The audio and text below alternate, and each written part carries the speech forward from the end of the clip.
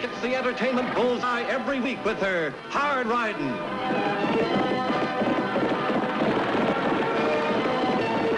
Straight shooting.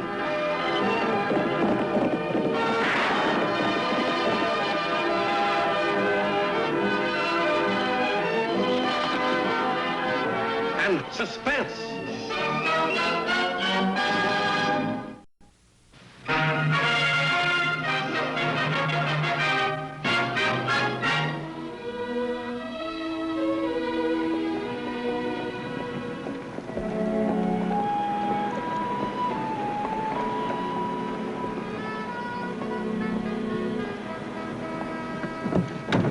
Hi, Clem. Howdy. Is the train on time? Yeah, it'll be here in 4 minutes.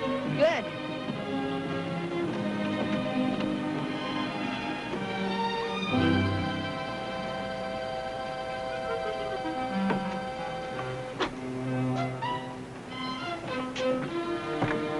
Oh, Annie, look at that rifle. It sure is big. That's an old flintlock. And that hog-leg pistol. An old Captain Waldeck. Gosh, they haven't used those guns since Daniel Boone. How can he be the world's greatest sharpshooter? Well, some of those old mountain men are pretty good shots, Tag. He's not half as good as you are. Oh, looks like my young brother's my greatest booster. Annie, your package came. It's inside on the counter. Oh, thanks, Clem. One for you too, Lofty. Your new Sunday shirt. Real pretty, too. You mean you looked at it? Well, not all the way. Just took a little peek. Oh.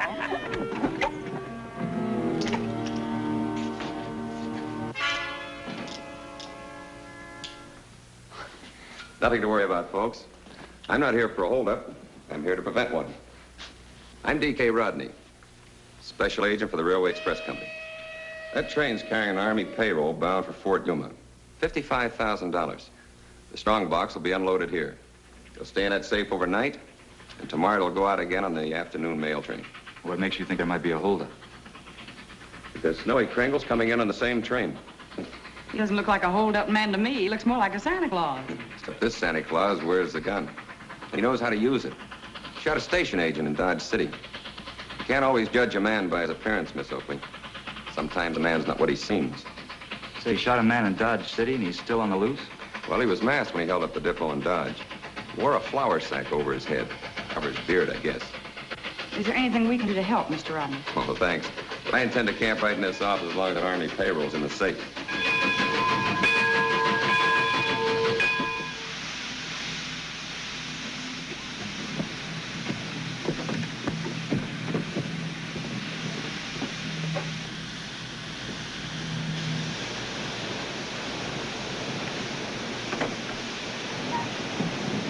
I'm the Hotel Diablo. I'll take the thing, Mr. Kringle. Oh, just the suitcase. I'll take the rifle myself. My name's Tag Oakley. I'm glad to know you, son. Are you really the world's greatest sharpshooter? With that old muzzle loader? Would you like to see how old Betsy works? Sure. Well, you just run down the road a piece, blow up this toy balloon, and set her adrift.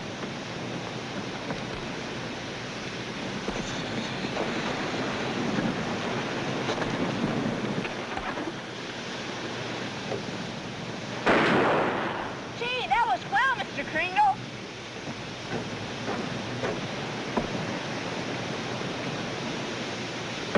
Hey, the old boy's almost as good as you are, eh? Oh, no. He's better, Lofty. I could hit it with a carbine, but I doubt if I could hit anything with that old flintlock.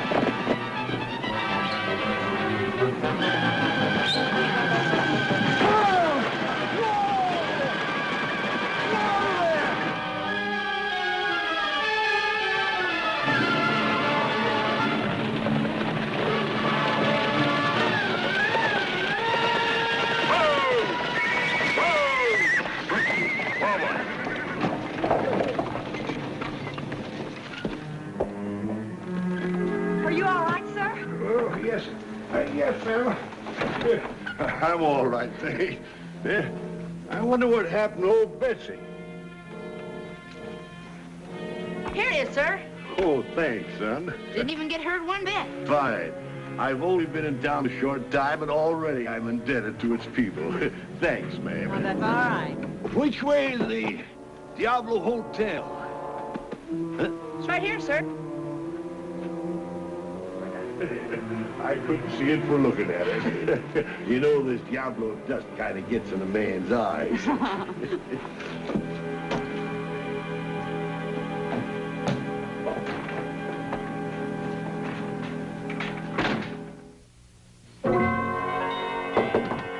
Yes?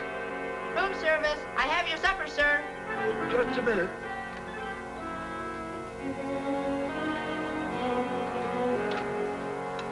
Shall I put it there, sir? Yeah, fine. Just put it right down there, son. Well, that was mighty nice of you to bring my supper up here, boy. Wait, I got something for you. Thank you, sir. Will there be anything else? No, that's all. Didn't we meet somewhere before? Yes. The runaway wagon, remember? Oh, sure. How could I ever forget that? Gee, these are nice boots. Even got your initials on them. Yep, made to order. I had a pair stolen in Dodge City last month. Had to get a new pair. Pretty expensive. Mind if I look at your revolver? Sure Put is. that gun down! Didn't anybody ever teach you to keep your hands off loaded guns? I'm sorry. My sister told me how I to don't handle- care what your sister told you. Nobody touches my gun. Now get out of here. Yes, sir. I'm sorry. You heard what I said. Get out now! Yes, sir. Hi, Tang. How's the hotel business? Got a 25-cent tip tonight. Oh, business is booming. Annie, the country's headed for good times. And it's time for all young hotel men to be in bed. Something funny about that man. What man? Snowy Kringle. And Santa Claus, he was a nice guy. But then when I went to look at his six-shooter, he was different. Kind of mean, you know? Well, Tag, you can't always judge a man by his appearance. Sometimes a man's not what he seems. Somebody we met at the depot today said the same thing.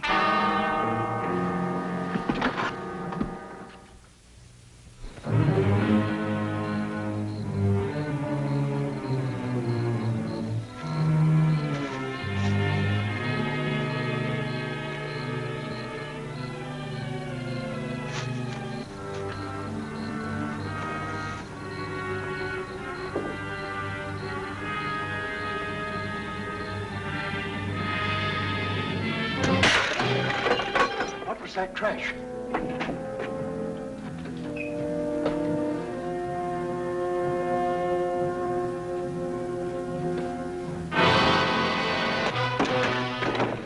Tell that old man if he touches that telegraph key, I'll blow your brains out. Clem, don't touch that key.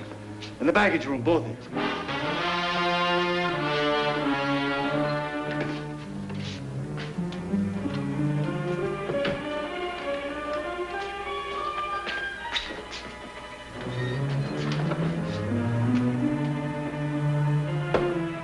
How do you get out of here?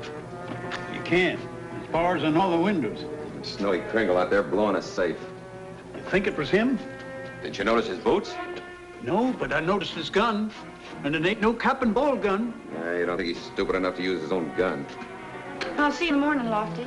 Good night, Annie. I'll put your horse away. All right. It's the depot.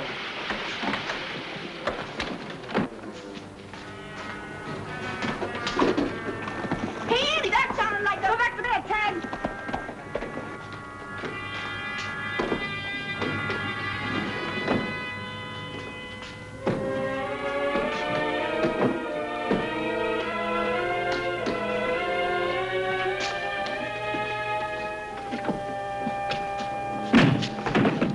Put that light out. Kringle might shoot.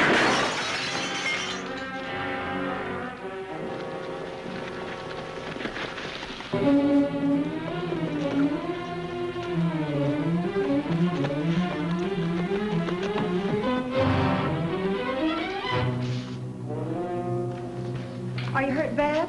Oh, no, Annie. No, just fine glass when he shot the lamp. It was Snowy Kringle, all right.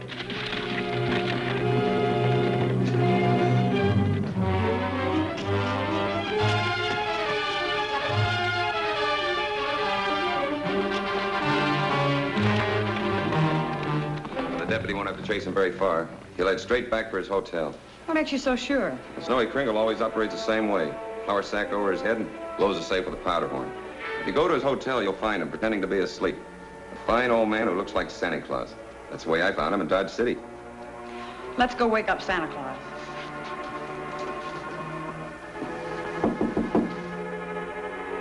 Just a minute, please.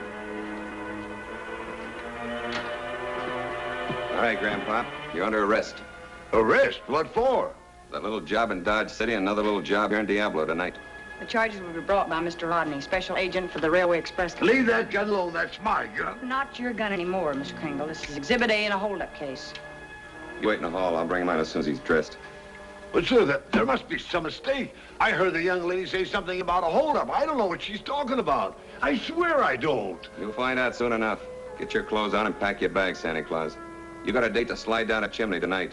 Right into a cell at the Diablo jail.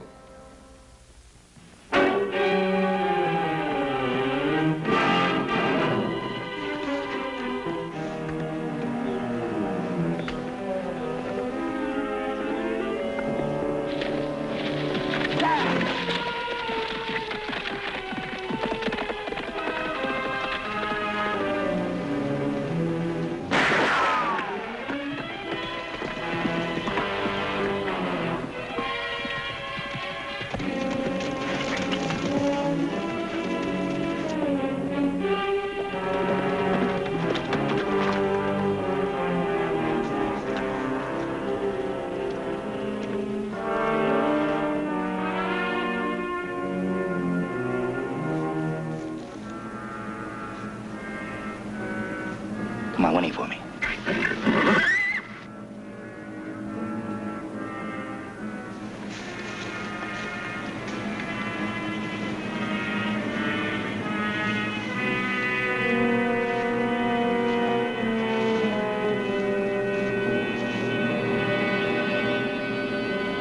Get out off that horse.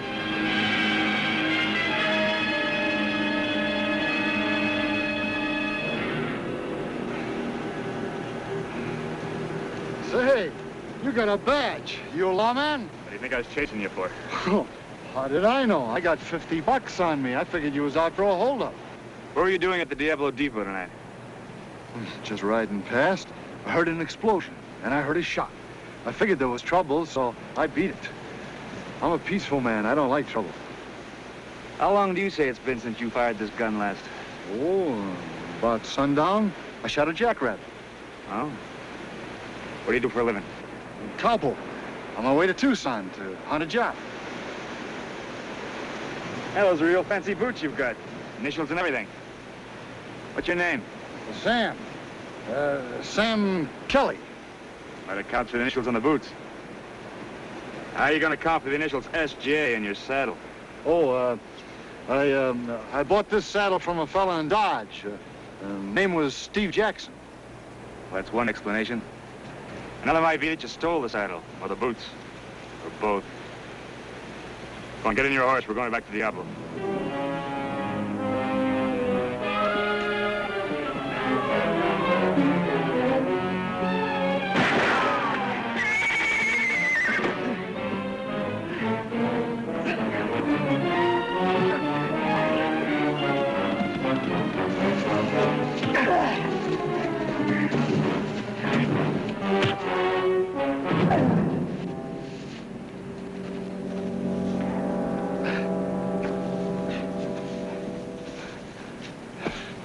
Your horse ran off.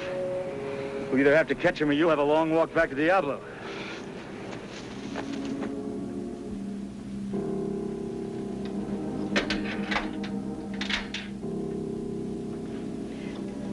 Here's your breakfast, Mr. Kringle.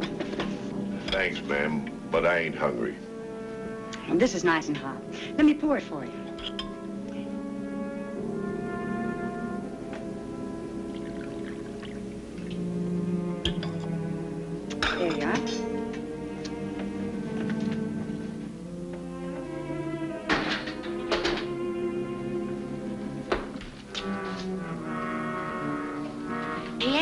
I want to show you something.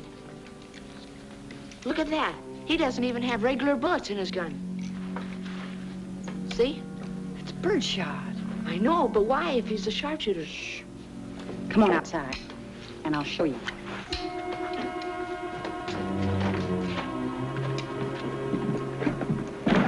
Tag, run out in the street and toss this up in the air, just like you did for Snowy Kringle. All right, Annie.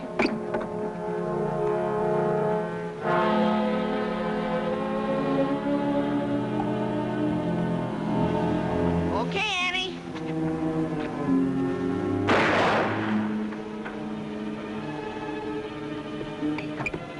Gee, you didn't even have to aim. With this gun, you don't need much aim.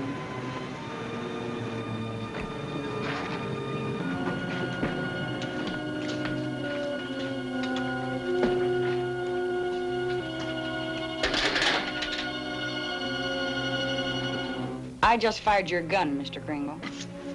I know. Well, I guess you know now. About my eyes, I mean. Yes, I know. How long have you been using birdshot? Almost 2 years now. Ever since my eyes started to fail me. I try to keep it a secret on account of kids like him. All over the country, they come to see my carnival show. They want to see the world's greatest sharpshooter. Fine sharpshooter I am. In another year, I won't even be able to hit a balloon with birdshot. Tag, get his tray. There's no reason for him to stay in this jail cell. Okay.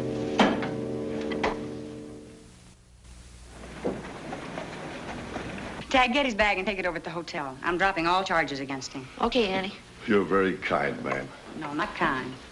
Just reasonable. You know, there's a certain railroad detective by the name of Rodney. He claims that you robbed our depot and then another depot in Dodge City. I didn't, ma'am. I know that. The gunman that robbed the two depots did some pretty fancy shooting. He shot a lantern right out of Clement C's hand. And I know that with your eyesight, you wouldn't even be able to find a target like that. With my eyes, I couldn't even see the depot. Who's this, Lofty? Fellow I caught last night out at Indian Rocks. His gun had been fired, and he tried to ditch this in the brush when I was chasing him. It's a flour sack. Rodney said Snowy Kringle was wearing something just like this on all those holdups. He also has a pair of moccasin boots, like Kringle's. Hey, Mr. Kringle told me he had a pair of boots stolen from him in Dodge City. I bet that man stole them so he could use them for that holdup. Were your boots stolen before the Dodge City holdup? Yes, ma'am, and they were stolen from my hotel room the night before. I bet that man, with those same stolen boots, held up the Diablo Depot. Yeah, the only trouble is I couldn't find that Army payroll box. I checked every inch of the road he took from the depot. No luck. You're in a pretty bad spot. You'd better tell us where that strong box is. I'll make him talk. All right, I'm in charge now. Now drop those guns or I'll blast him apart. I got you into this mess, ma'am. I deserve to be shot. Now, all three, you're back in that open cell. Don't listen to him, folks. Don't listen to... Let go of me! Come on, let go!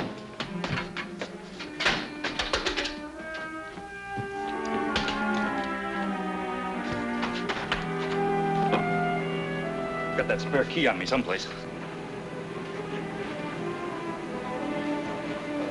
Maybe you lost it on the road last night.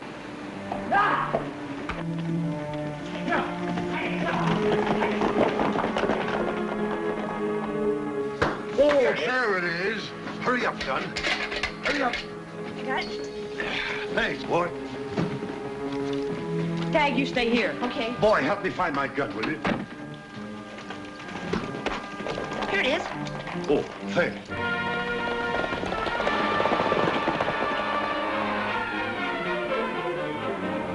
I'll loan you my horse. Wait till I catch him for you. You're a lad after my own heart.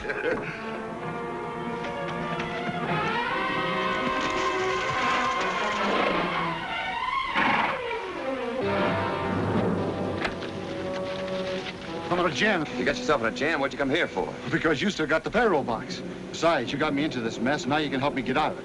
If I get caught, I'm going to tell them you were behind the whole thing.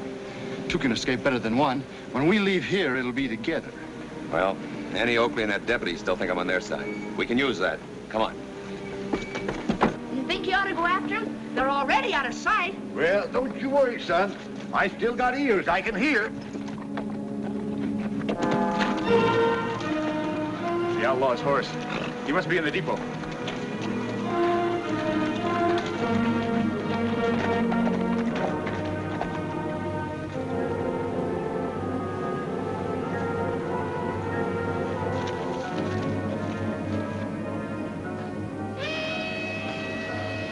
That's a westbound train. They don't know it, but they're picking up 2 passengers. It's a Sunset Limited. Don't ever stop here. They'll stop today. Change your semaphore. What? You heard me, Dad. Let's red light that train.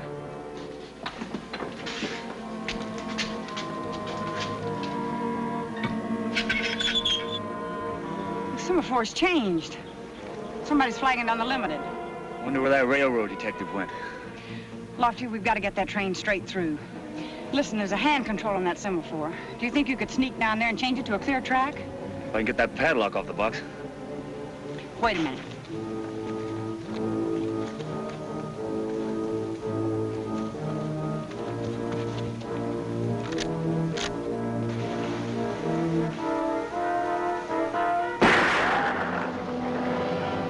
I'll keep you covered.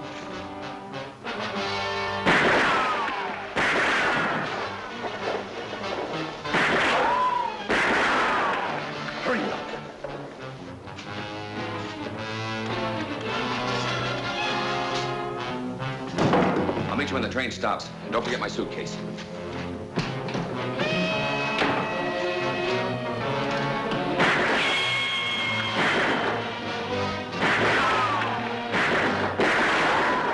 Under fire! It's me, Rodney! Jackson took my gun. Here, use this. Help me keep Lofty covered. He's gonna change that semaphore to a clear track. Oh, no, he's not. Drop it right. You heard me, sister. Drop it.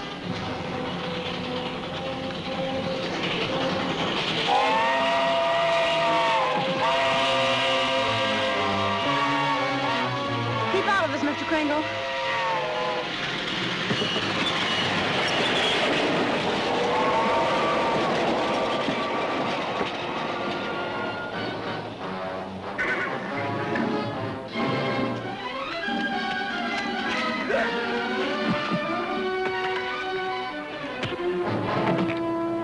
All right, get up.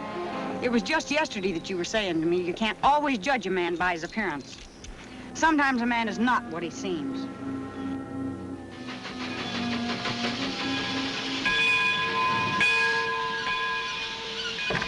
Major Paley, 7th Cavalry. I understand there's been some trouble here. There's no trouble now, Major. I've been sent to escort the Army payroll the rest of the way to Fort Yuma. Right here, Major. I want to thank all of you. I understand there's some expert shooting done to prevent this robbery. Somebody shot a padlock off the semaphore. I don't need 2 guesses to know it was you, sir. No. I wouldn't even... Don't be so modest, Mr. Kringle. The Major knows that you're the world's greatest sharpshooter, don't you, Major? Of course. We all know it. Don't we, Tag? You sure are, Mr. Kringle. There's a lot of nice people in this town, Major. I got only one complaint. This Diablo dusted kind of gets in a man's eyes.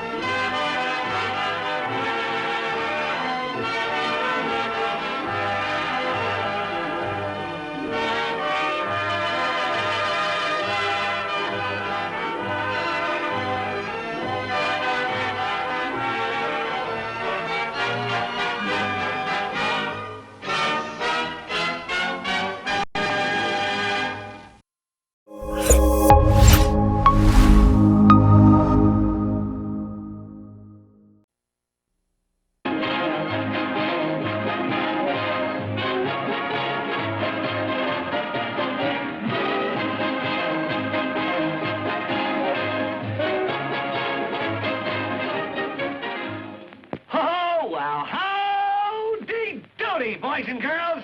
Oh, boy, did we have a lot of excitement at our house last Christmas Eve. Boy, everybody was getting ready for the visit of Santa Claus. And Buffalo Bob was trimming the Christmas tree. And he was just hanging on the last decoration. Strings of fresh buttered popcorn. And Clarabell the clown, he was helping trim the tree, too.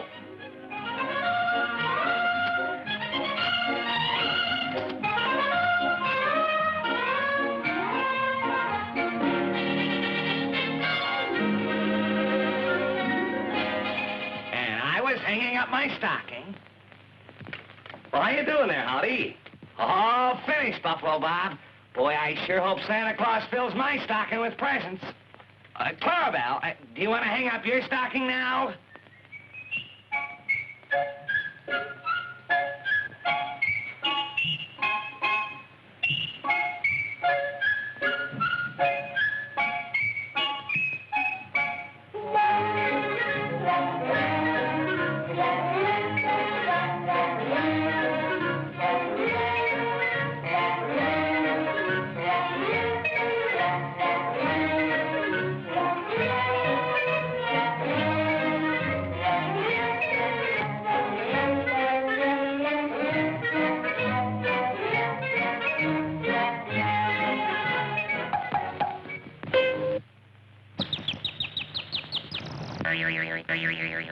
Oh, what a silly clown.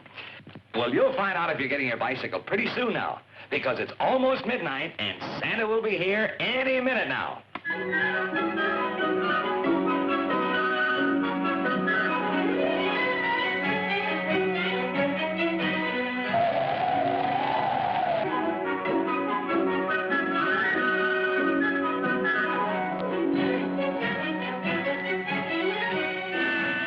It's 12 o'clock. Now look, we've all got to hide so that Santa Claus doesn't see us. Come on, gang.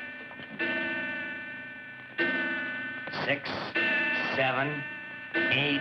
Hurry and hide, Clarabell. 9, 10, 11, and 12.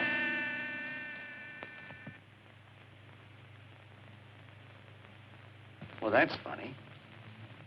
Well, Santa Claus should be coming down the chimney at midnight.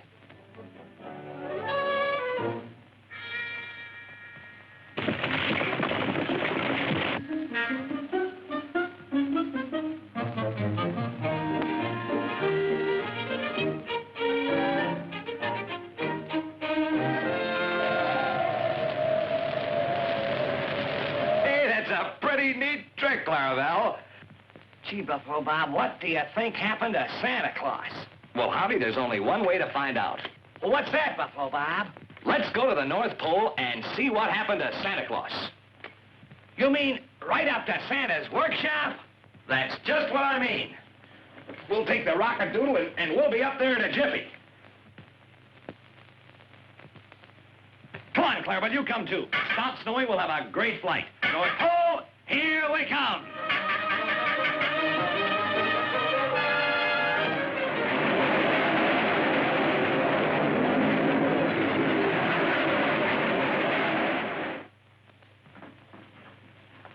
You're not Santa Claus. You're a bandit. Here, you see? Let me show you. There, see? But I tell you, I'm not the bandit. I'm Santa Claus. Yeah, go on. The newspaper says that the bandit has a beard. Well, you got a beard. And I happen to be a big Sam, see? And I happen to be smart. And I know, therefore, that you are the bandit. What's that?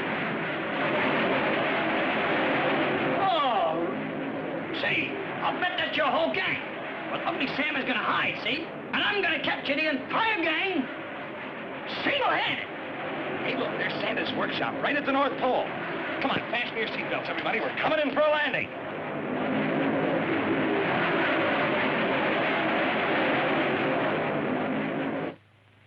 Ah, for you. All right.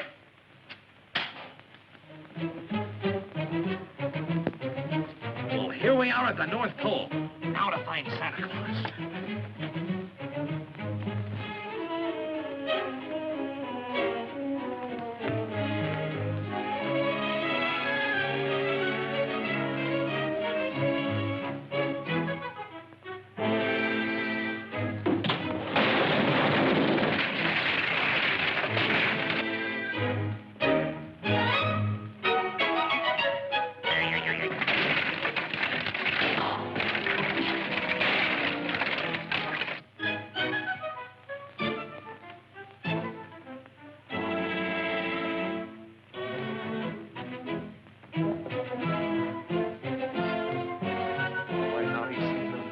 Going on around here.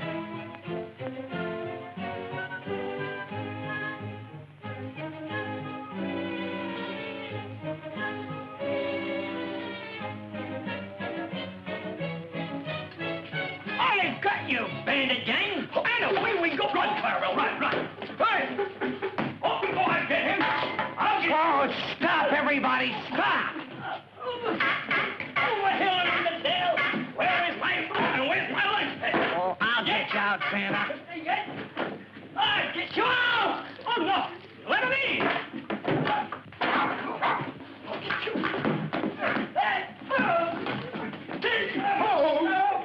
I got him now. I got you. You give up. Ugly Sam never gives up to a bandit. Ugly Sam? Buffalo Bob. What? Sam. Oh. Ugly Sam. Oh. What are you doing here? Me? Oh. Why, I just captured the bearded bandit. Bearded bandit escaped. I'm not the bandit, I'm Santa Claus. Santa Claus! Yes, Sam, he's Santa Claus.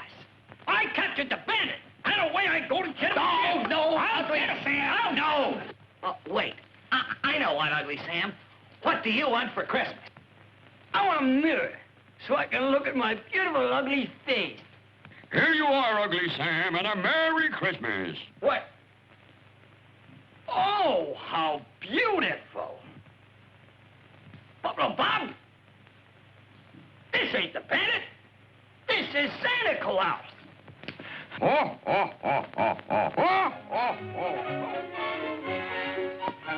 Well, it was nip and tuck, but everything worked out fine. Santa Claus got there in time to bring toys to all the boys and girls. Yes, everything turned out happy and bright. So, Merry Christmas to all, and to all a good night.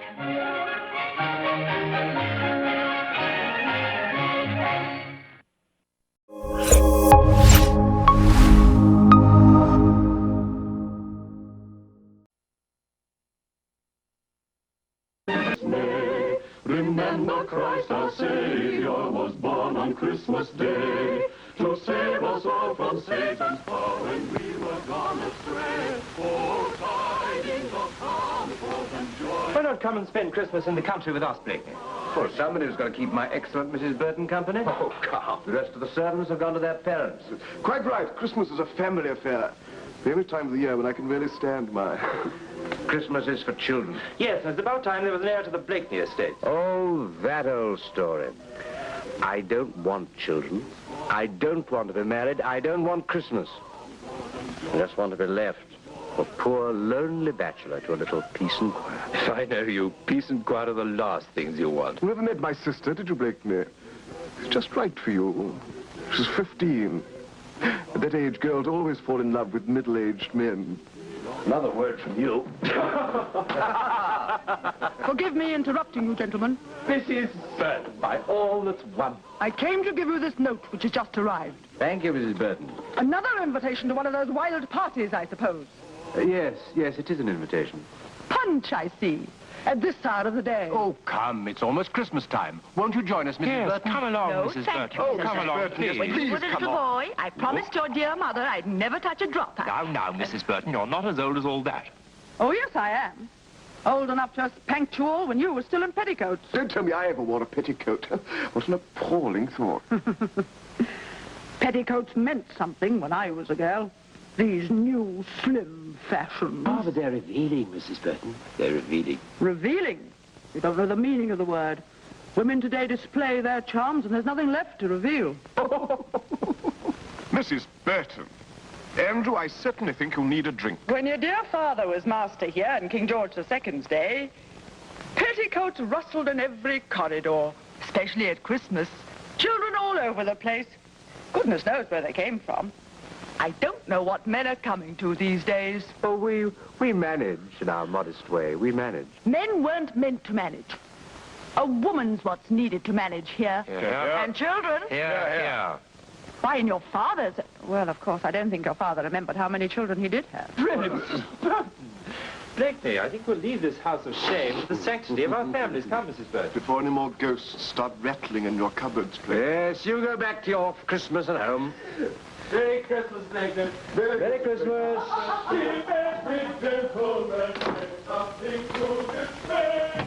Listen, Sheila. Chauvelin has made an important capture in the south. Are you listening? The Marquis de Chalon and his sister, the Baroness Larive, and the Count de Malone. They're imprisoned in a large house on the outskirts of Nantes. Now, why a house, not a prison? Sheila, this is going to mean you'll have to spend Christmas alone with Mrs. Burton. Oh, Mrs. Burton. Yes, Sir Percy? I've decided to go away, after all, for a few days. Another of your trips to the country, I suppose. Doesn't Christmas mean anything to you? Leaving me here alone in this house? I remember Christmas in your father's day. I know, as you already told us. The place full of little Blakeneys and little Fitz Blakeneys. Oh, Sir Percy, I never suggested that. I'm truly very sorry. Really, I am. I'll try to be back for Christmas. Come on, Sheila. Come on.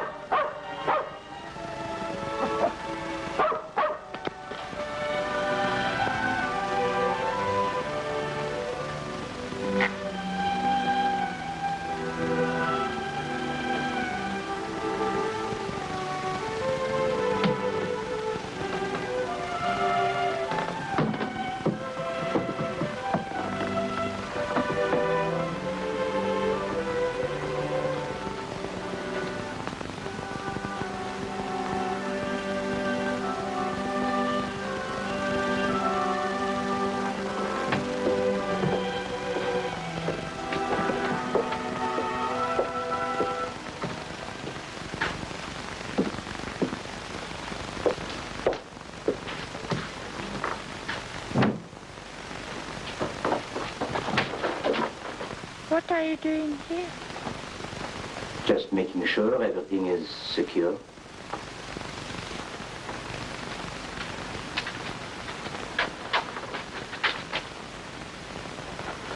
You couldn't tell me where I could find the Marquis de Chalon. I'm looking for him, to give him a message. Good, I like to get messages. You? Of course, that's my real name. Not Citizen Chalon, as they insist on calling me. I'm Jean-Paul Henri Marie Edmond Marquis de Chalon, Baron Bonpierre, Sire de Langire et Montmorin. Of course, I never use all those names. You can call me Jean-Paul if you like. Thank you, Jean-Paul. You wouldn't know where I could find your sister and the Baroness Larive and the Comte de Malone. Frogeye, he's in there with the others. Come on, I'll show you.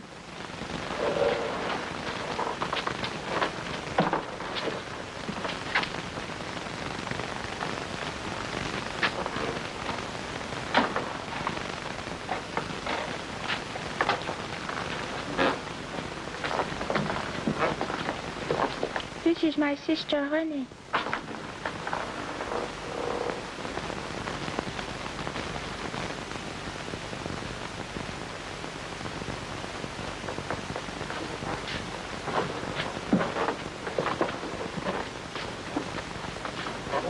And this is Charles. He is the Comte de Melun.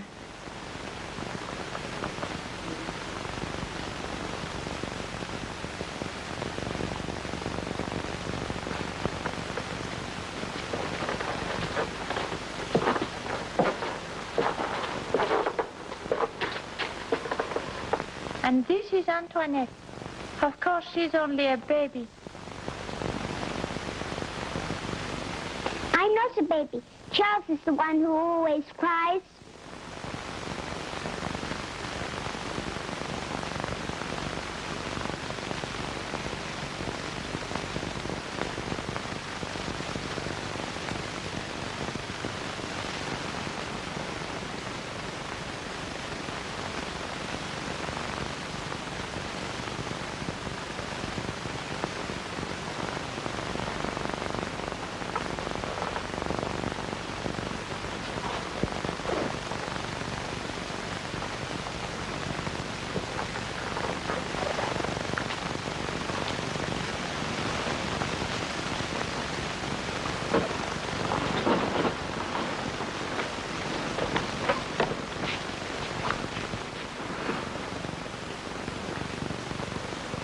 Yes, of course, you're all so much older than I thought you'd be.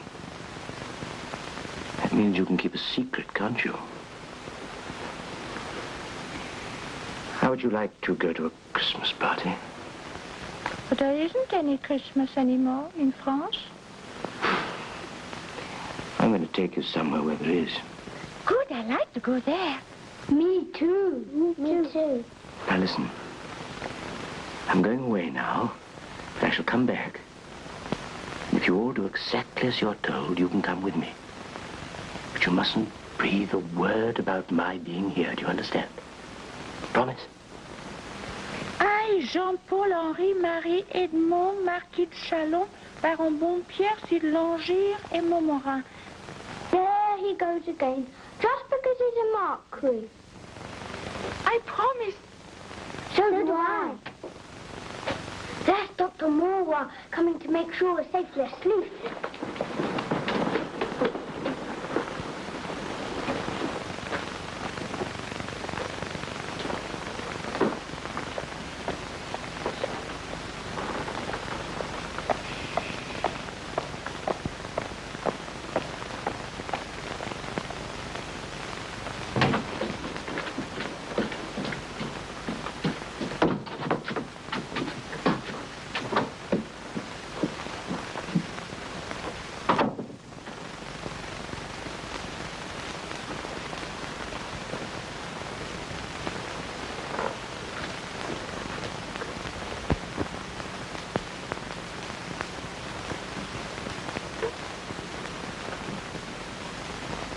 Remember, all of you, not a word about my not really being Dr. Aristide. That is our secret. Our secret. All you have to do is to lie quiet in bed. You can groan a little if you want to. Don't overdo it. Quick, quick, quick, into bed, all of you.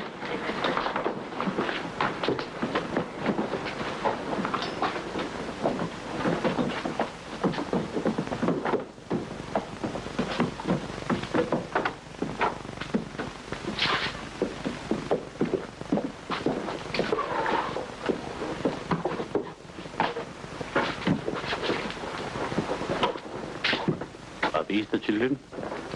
Precaution. Open. Open. Mouth.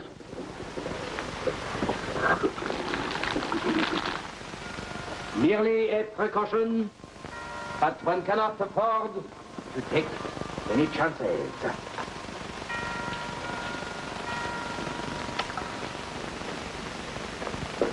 Dr. Aristide. Ah, Dr. Mauroy, my esteemed colleague. What is all this? Who is this man? Orders. Orders from Citizen Chauvelin. Plague? What utter nonsense. These children were perfectly healthy last night. Oh, my dear colleague, when I examined them by order of Citizen Chauvelin, they burst out coughing and swelled at the knees. Even you will agree that this is a highly indicative symptom. What's that you've been giving everybody? A precautionary measure. Castor oil. Capitan, arrest these men at once. Oh, take your hands off me. It is highly contagious. I only this morning, when I examined them, they had purple spots on the soles of their feet. That can mean only one thing, plague. Let me see. My dear colleague, I would be only too happy for you to confirm my diagnosis.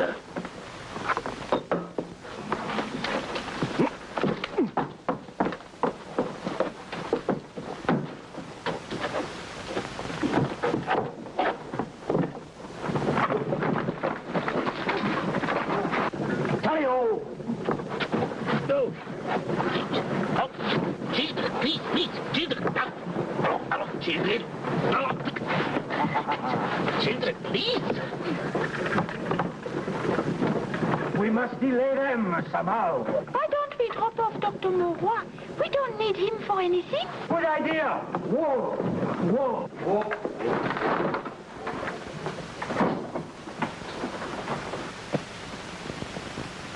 Excuse me, esteemed colleague. Au revoir. Get changed quickly.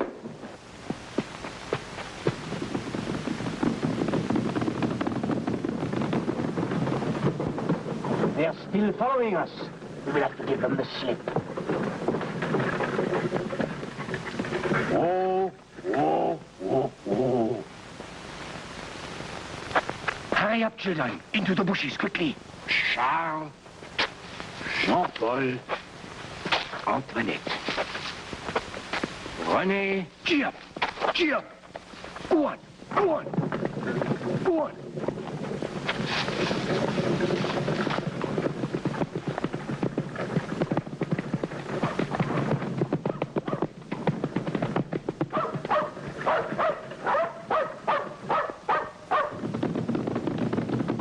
Oh, will you go home, you terrible dog? Go home, go home. Oh, you terrible dog. Come along, children. Come along. Quickly, quickly, quickly. Go home, will you? Oh, quickly, quickly, quickly. Go home, will you? Oh, you terrible dog. Oh.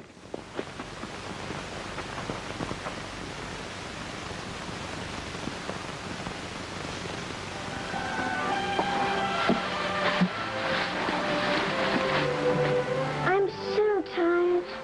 You are. Well, you know, I think that settles it. Would you like to come with us? You would. Very good. Oh. We pay for him.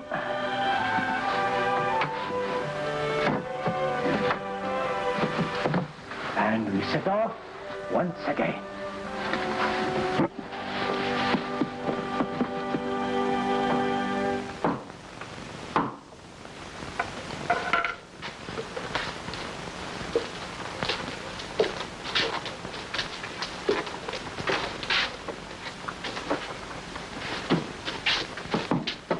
We have lost our way. Can you help us? Of course. Come.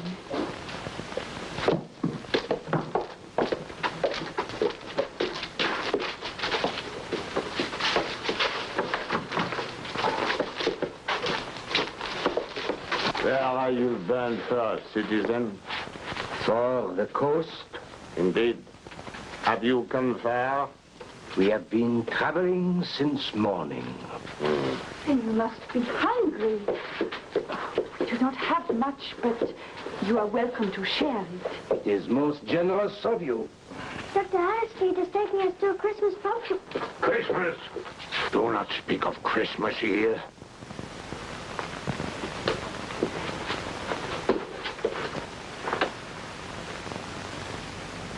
It is Christmas everywhere in the world, except here in France.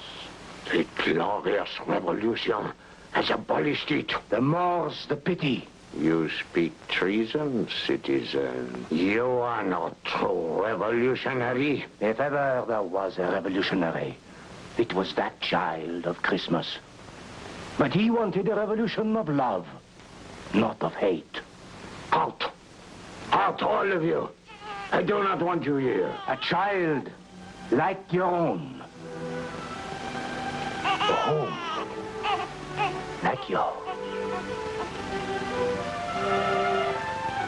3 kings, aristocrats, you would call them, coming to pay homage.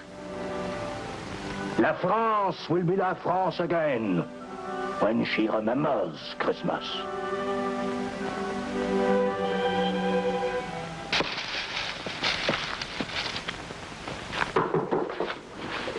These children were rescued from the authorities. They are looking for them.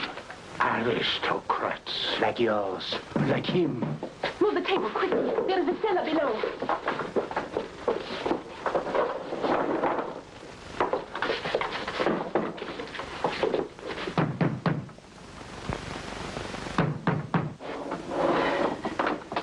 Let them in. Sit down. Let them in.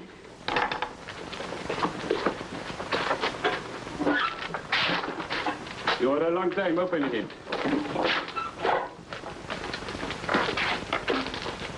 We are looking for some children with a man accompanying them. We have not seen them. They are aristocrats and enemies of the Republic. They are the Marquis de Chalon and his sister, the Count de Melun, and the Baroness Larive.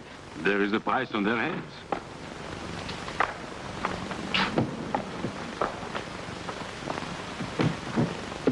The man with them is the Scarlet Pimpernel. There is a reward of 50,000 francs if he is caught. There is no one here except us. You can see for yourself, citizen captain.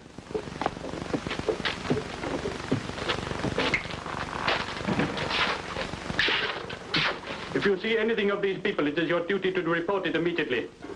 Good night, citizen. And here is some bread and some milk for the children on the way. You cannot miss the path. It will keep you clear of the roads.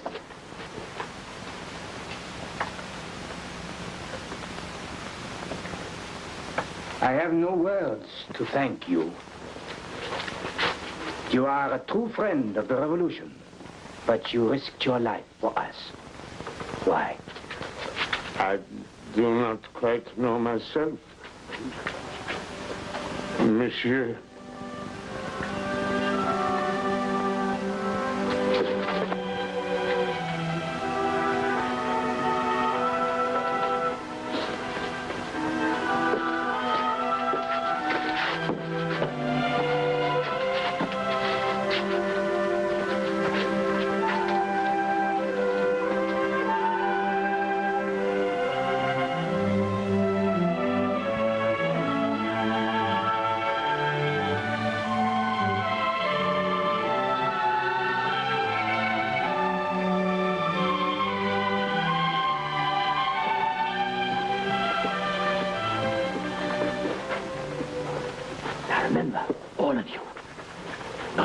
About Dr. Aristide or about anything that happened.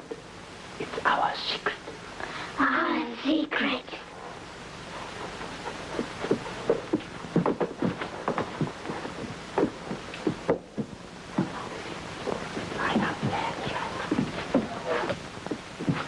You all ready? 1, 2, 3. Mrs. Barton!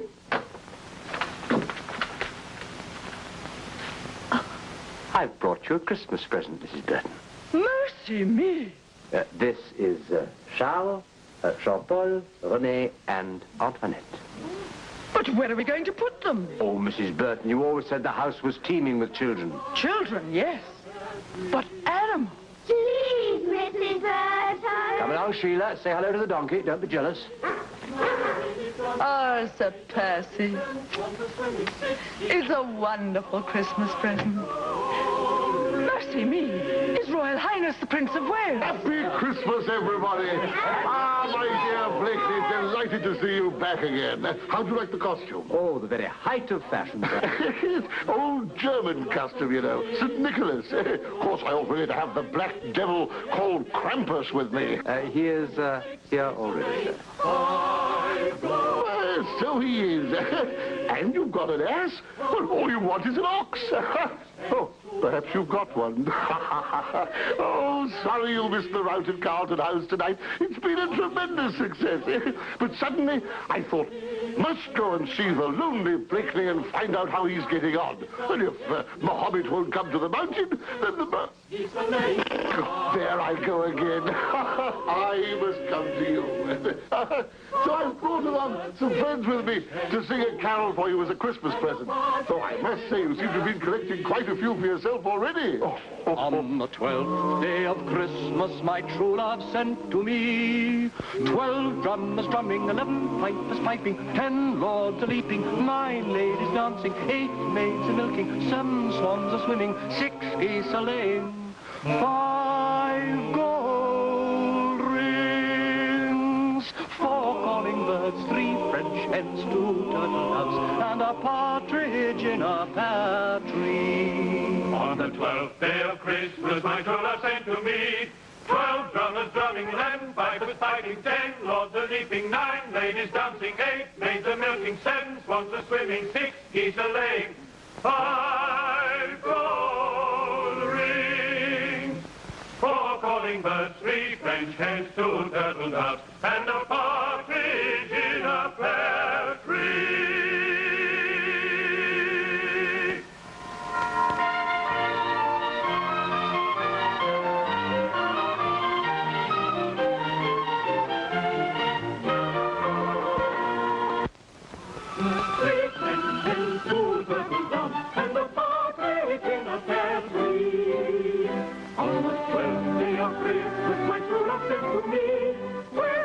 Drumming, 11 pipers fighting, 10 lords a-leaping, 9 ladies dancing, 8 maids a-milking, 7 swans a-swimming, 6 geese a-laying, 5 gold rings, 4 calling birds, 3 French hens, 2 turtle doves, and a partridge in a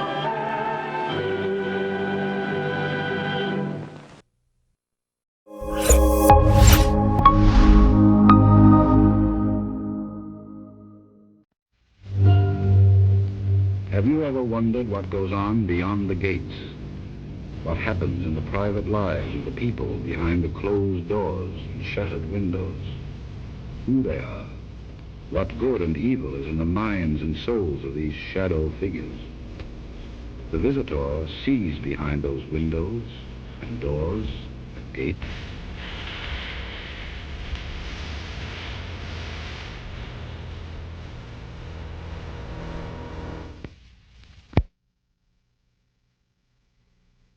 Last-minute shopping has become part of our holiday tradition. This is the story of a family and the gifts which came to them on 2 Christmases and of the year between.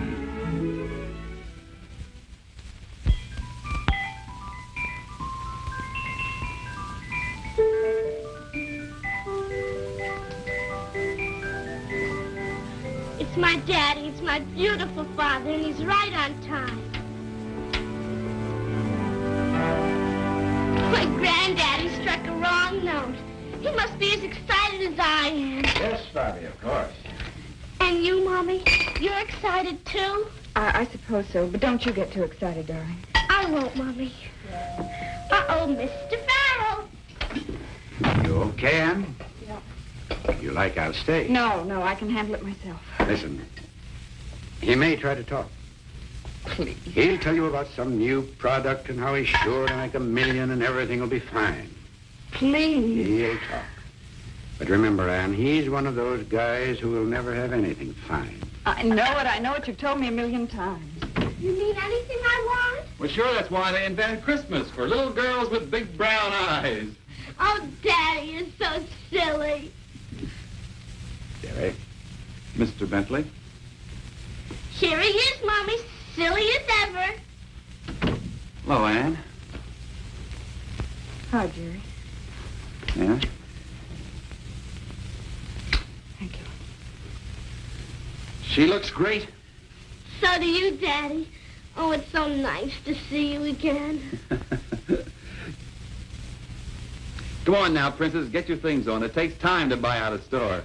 Imagine, Mommy, anything I want. I'll be right back, Daddy. Ma'am? Cigarette, yeah. My brand. They must be pretty stale. I guess so. It's a funny thing. Still my brand, old or new. You doing all right, Jerry? Oh, yeah. Terrific. There's a fortune to be made in plastics, and we're only starting. Oh, sure. Oh, Jerry, Father left instructions down at the store that anything that you buy for Barbie, you can charge it to him. Oh, thanks. I'll pay cash. It may be his store, but she's still my daughter. Just as you want. I told you, I'm doing great. Sure. I'm ready, Prince Charming. Well, and what a princess. Sure, Miss Farland, you must have a bit of the Blarney in you. Oh, faith that I'll be getting it from me, faith. We'll be back at 5. But this time you're staying, aren't you? Well, we'll see. Aren't you staying? Aren't you staying? Funny face. And you better have a pretty face or I won't buy anything in the store. Bye, Ann. Bye, Jerry. So long, Mommy. You miss all the fun. Goodbye, darling.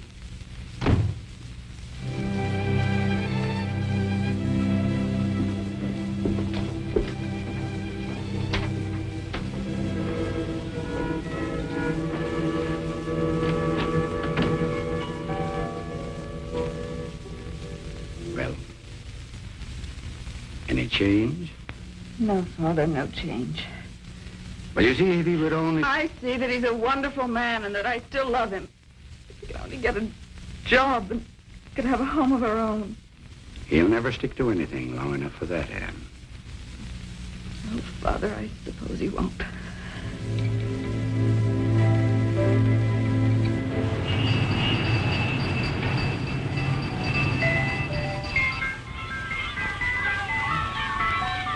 Gee, this is neat, Daddy. But it's a boy's toy.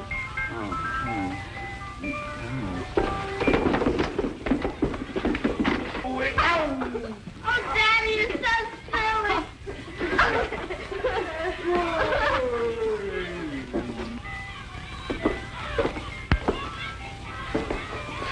It's getting pretty late, Barbie. You better go in to see Santa before he closes up shop. Oh, Santa never closes up shop, Daddy. You told me that. Yeah, that's right, but we do, honey. We close up shop at 5, so we better hurry. Come on. No, Daddy. Only little kids go in with their parents. Oh, I see. And when did you become big? After you had to go away, Mommy said I'd have to be a big girl and not ask questions. That's right. Okay, big shot, go ahead.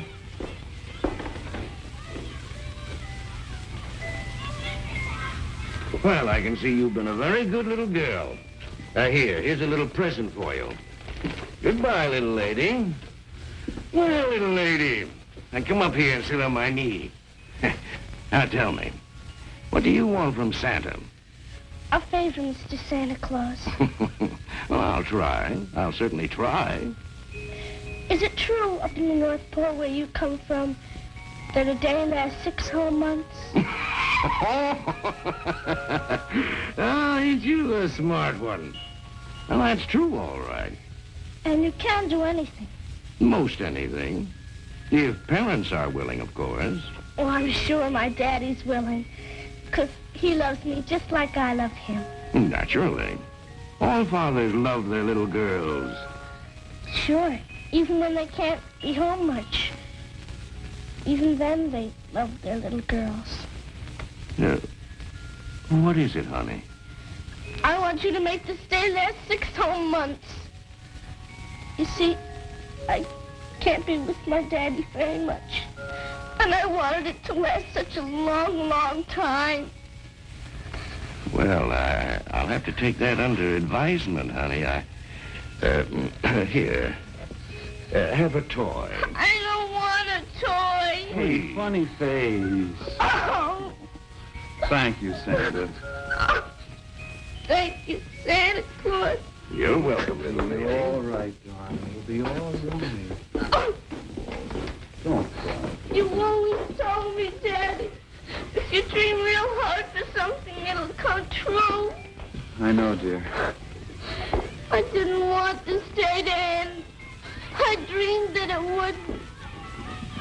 Is something wrong, Mr. Farrell? Nothing serious. You know me? Of course. How come? Well, Mr. Bentley left instructions that we were to watch out for the young lady and you. Oh, I see. And what did he expect might happen? Nothing. But she is his only granddaughter. Yes, and my only daughter, and I can take care of her just fine. May I ask why the young lady's crying? Yes? Yes, tell Mr. Bentley that Barbie Farrell is crying because she loves her father and misses him. Despite all of Mr. Bentley's horses and all of his men. And file that. In triplicate. What is it, Daddy? Oh, it's all right, dear. Where are we going now, Daddy? I don't know. Maybe to the North Pole. Come on.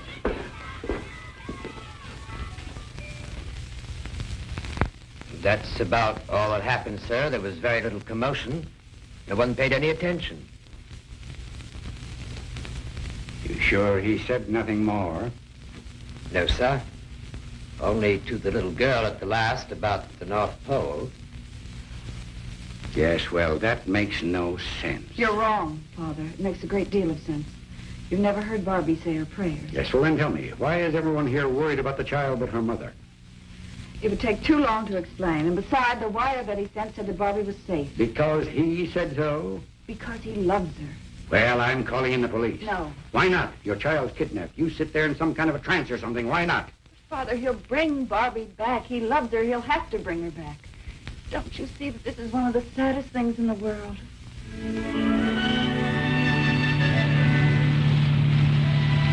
I'm still awful hungry, Daddy. Okay, Barbie, just as soon as we can find a restaurant. Hey, there's one. There's one right up ahead. Okay. Well, what'll it be? We'll have 2 big steaks, French fries, ice cream, cake. We got red hots and hamburgers, and we just ran out of ice cream.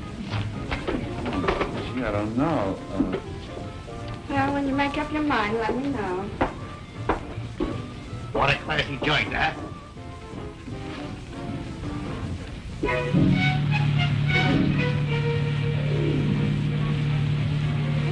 is rough.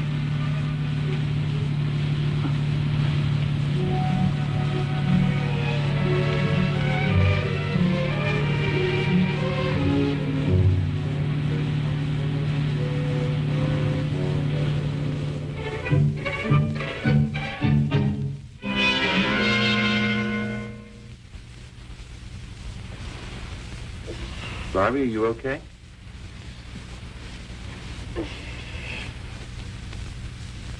What's wrong?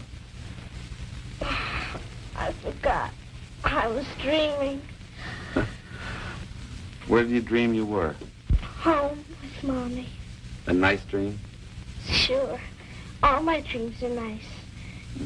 Even the North Pole was nice when I dreamed about it. Yeah, this is really a dump. I'm sorry, Barbie. That's okay, Daddy. I'll close my eyes and maybe I'll dream about that. I mean, the nice way.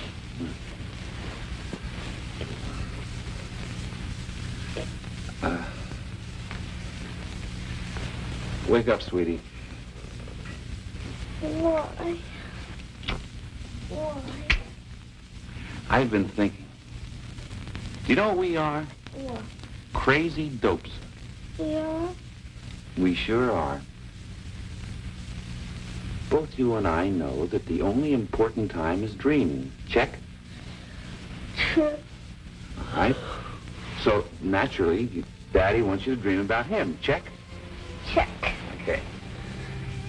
Now, you can't dream about Daddy when you're with him, right? So, we'll just get you out of this bed, get you home in a hurry, pop you into your nice warm bed at home, and then you can go dreaming away. But no dreaming about my funny face. Oh, such a silly daddy. Yeah, such a silly daddy. Come on, let's go. You'll be home in bed and dreaming happily in no time.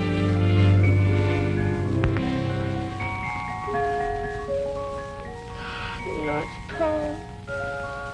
It's all right, darling. Go to sleep. Don't go too far away, Daddy. I love you. It's all right, darling.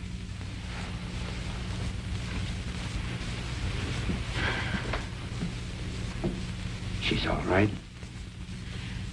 Where's Jerry? Where is he, Father? He's downstairs. He wanted to wait to find out. Oh. Wait. I want to talk to him this time. It's all right. I know what you mean now. It is a sad thing. For him, too. You stay here and look out for Bobby. Okay?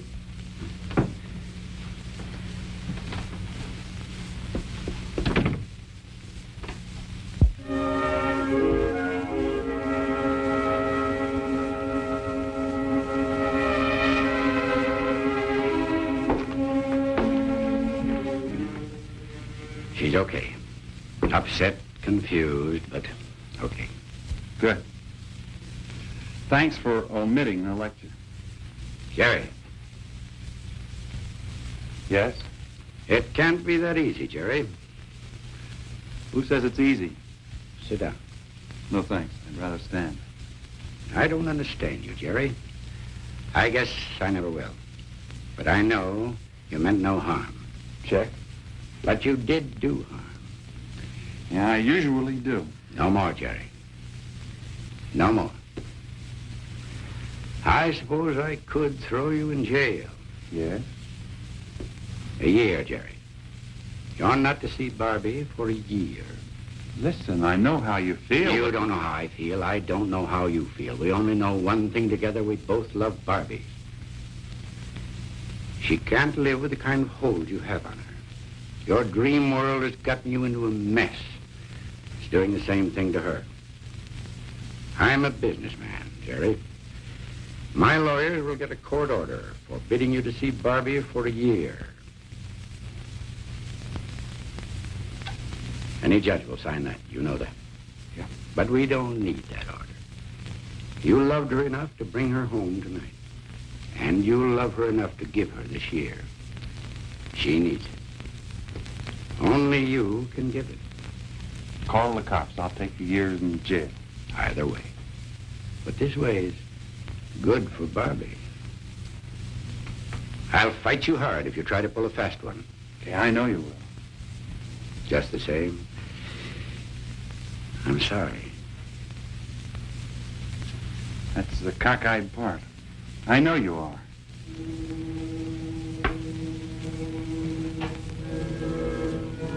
Yes, that's the cockeyed part.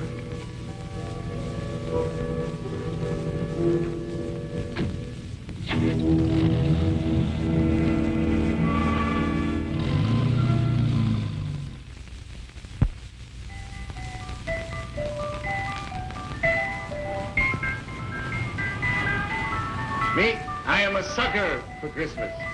You know what I mean? Yes, sure. I know what you mean. Have another cup. No. Oh, Christmas. Gets closer to Christmas. I find it hard to work. You know what I mean? Yeah, I know. Got a kid? Yeah. Ah, you know then. A whole year headaches. They are made up by the way your kid smiles on Christmas morning. Since you got a kid, maybe I'll see you tomorrow. What? You know, at the Bentley, where they got that big Santa Claus. Oh, yeah. Oh, my granddaughter. She got to be there the first day. Practically the first hour. Yeah, mine too. Ah, the way they talk to that corny Santa Claus. Whoever the bum is, I figure he's a lucky guy. Yeah, maybe the luckiest guy in the world. So maybe I will see you tomorrow. Yeah? Maybe you will. Well, if I don't see you, Merry Christmas.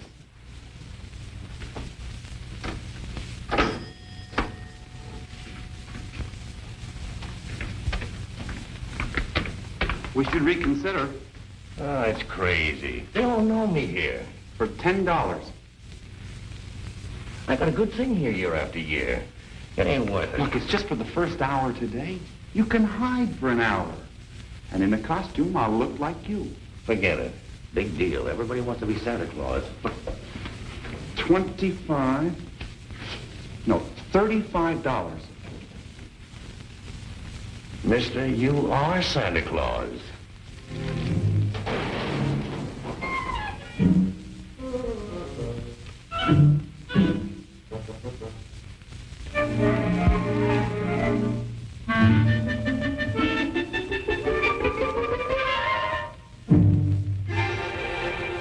Well, come on. That's where we're going. Well, Bobby, I hope you have a good time with Santa. I will. And I hope he gives you something very nice. Oh, he will. But I can't tell you what it is. It's a secret. It's all right, dear. You go ahead now. What she wants. It's a great secret. Yes. She's so sure that Santa will bring Jerry back. Do you know that even I keep looking for him around here? I am, too. So are my men. Now, that's not necessary, Father. He's lived up to everything. So far. But with a good-time guy like Jerry, Christmas is the hard time. Not only for Jerry. Well, you stay here. I'll just go check around.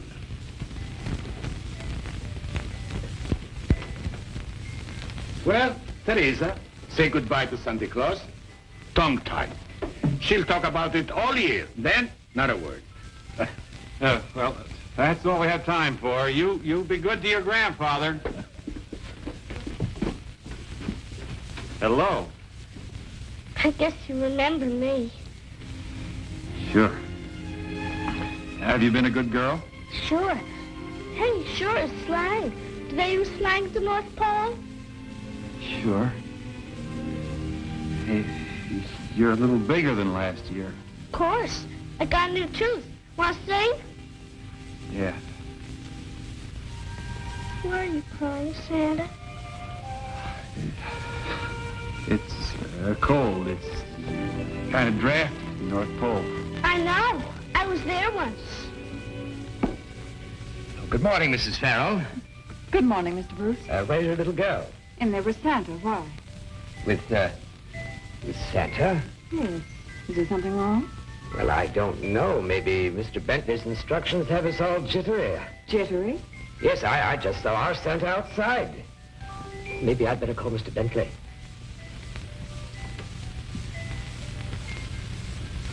Here, Barbie, lots of the girls have liked this. That's not what I want. You know that. What do you want, Barbie? I want you to take me with you, Santa. I mean, forever. Why? You know, because Daddy lives where you do, at the North Pole. Dream about it all the time. Do you? More than Mommy or Granddaddy know. All the time. I just close my eyes and dream. Daddy taught me that. But I guess you know all that, seeing as how you're friends. Yeah, I know all that. Take me, Santa. Please, today. Barbie, I have a message from your father. I knew it. Look, he told me to tell you that he was wrong, Barbie. That dreams aren't good, and he wants you to stop dreaming. Even about him? Yes, Barbie, especially about him.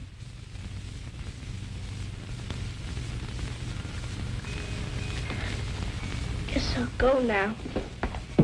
Bye, Barbie. Doesn't he love me anymore? More than ever, darling.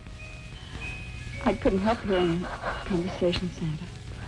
About the message from Barbie's father. Oh? It was a good message. Must have been very difficult for him to send it. Well, there's lots of time for thinking at the North Pole. In other places, too. Could you send a message back? Sure. Some Santa, Mommy. He uses slang. I know. Could you tell my husband? Husband? Yes. Could you tell my husband for me that I've been thinking about dreams, too, and I think they're all right when you're old enough to know how to handle them. I guess they take a lot of handling. But they're worth it. It's not easy. I mean, coming back from the North Pole. Tell him it'll be all right, but I'll meet him. Where? The only place I can. Halfway. Barbie, I have one final message from your father. He said to tell you that he'd be home real soon.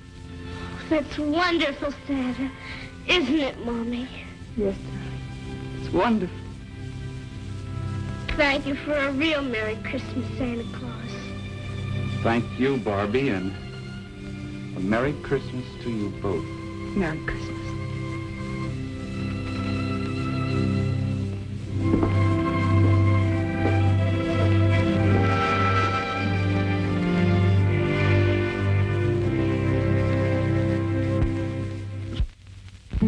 So this turned out to be a happy holiday occasion for the visitor. On that second Christmas, the Farrell family got the most wonderful gift in the world, the gift of being together again, of knowing at last that a dream can be a good thing if a whole family dreams together.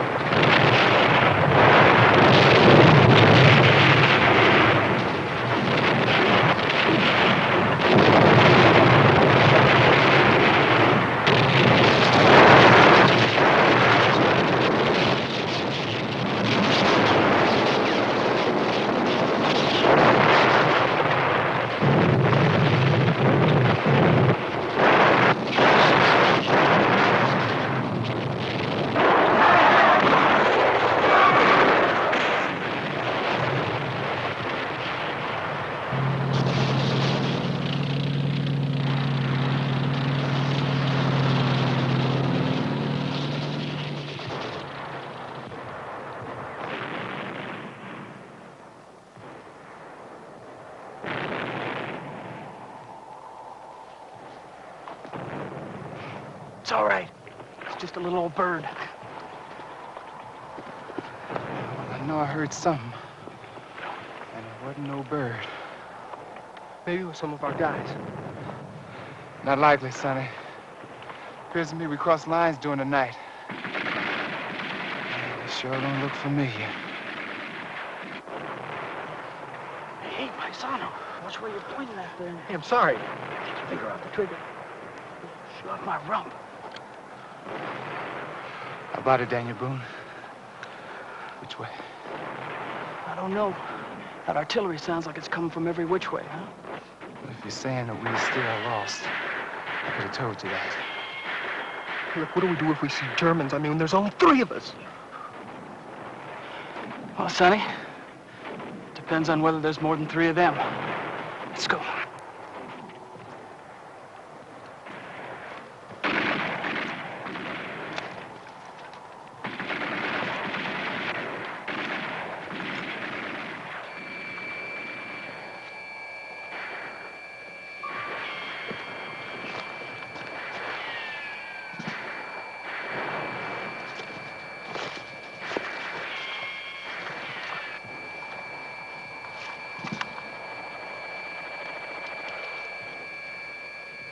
Ist für eine Zigarette?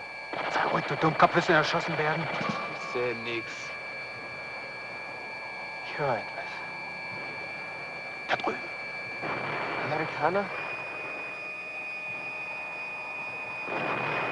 Vielleicht?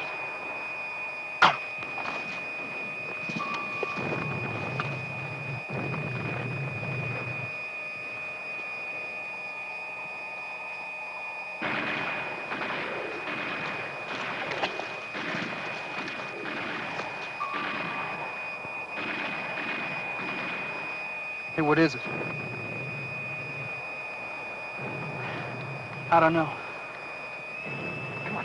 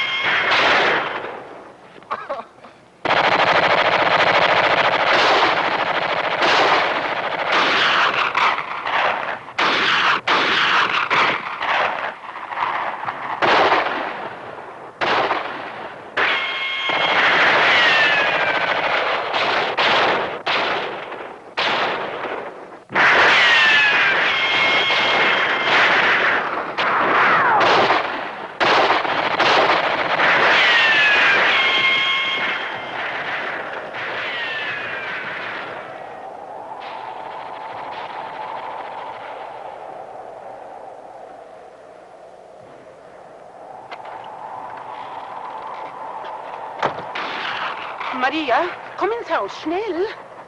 Na komm. Schnell, komm. Komm. So.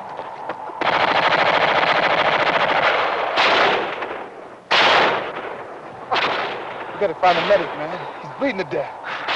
Yeah, I know.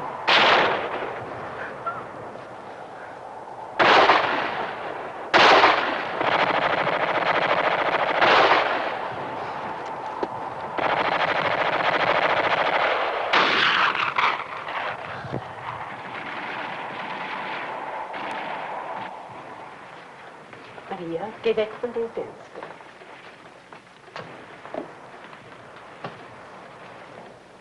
Hier, schäle diese Äpfel für Abendessen. Vielleicht ist da schöne Musik am Radio, ja? Damit ein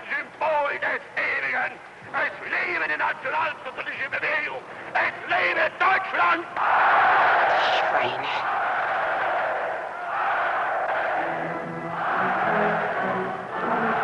Deutschland über alles. Und so grüßen wir die Geburt unseres lieben Heilands. Ach.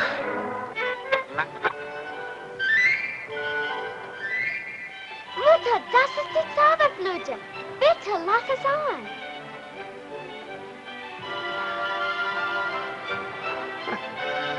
Ach, Mozart. Ja. Von dem verrückten Teufel in Berlin zu dem Engel in Salzburg. Sänger bin ich, ja, ist lustig, heiße Hopsasa. Ich Sänger bin bekannt, bei alt und jung im ganzen Land.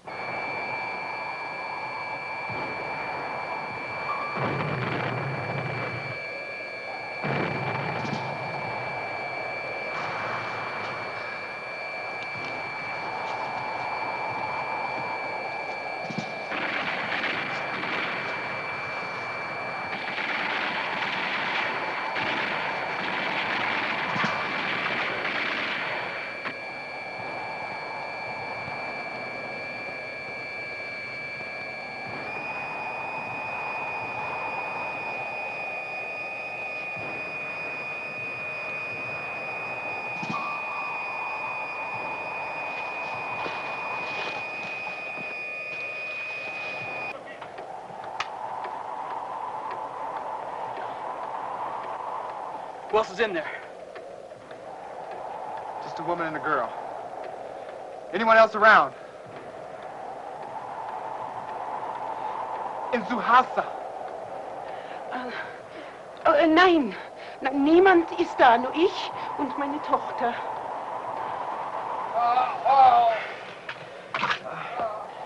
It's our friend outside. He's been shot. He's hurt bad. Needs some attention. Will you help us? Do you understand?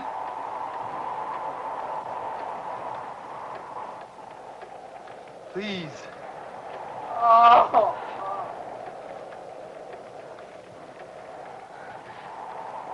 Ja, natürlich. Bringen Sie ihn ins Haus.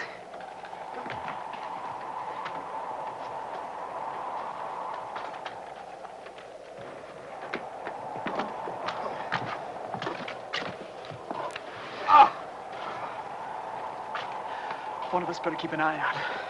All right, then you get him settled, and I'll take the first watch.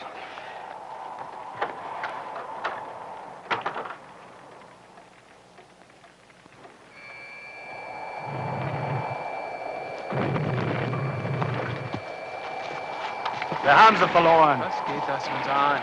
Ich friere. Mich auch. Herr Korporal, lassen Sie den Unsinn. Wir suchen uns besser einen Platz zum Schlafen.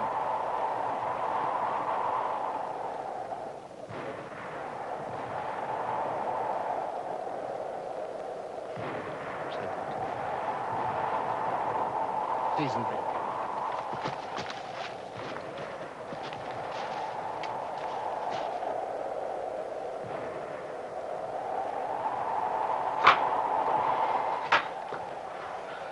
See anything? Nope, it's pretty quiet out there. Yeah, good. I don't imagine any juries would be out on a night like this anyway. Probably not.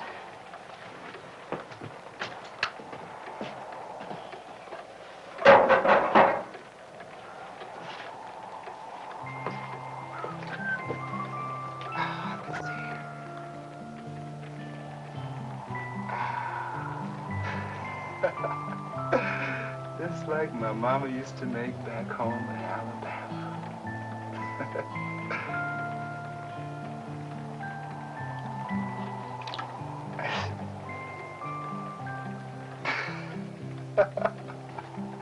Now don't tell me you never had chicken and dumpling. No? You don't know what you've been missing. Come here. Come here now. Taste it. Well, now ain't that about the best thing you ever put in your mouth? Yeah, I know it. It's good.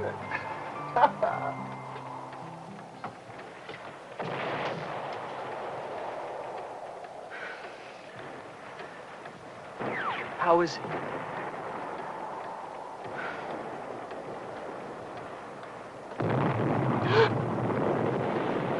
What happened?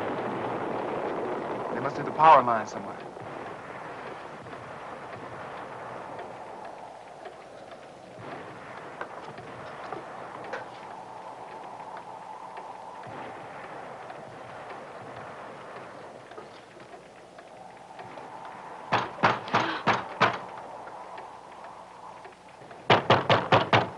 Ist jemand zu Hause?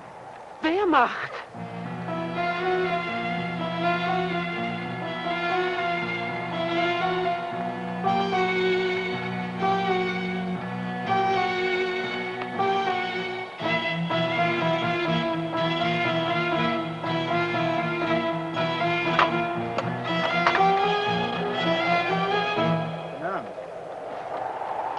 Fröhliche Weihnachten. Lady Frau, wir haben so Truppen verloren und möchten hier bis zum Tageslicht warten. Können wir hier übernachten?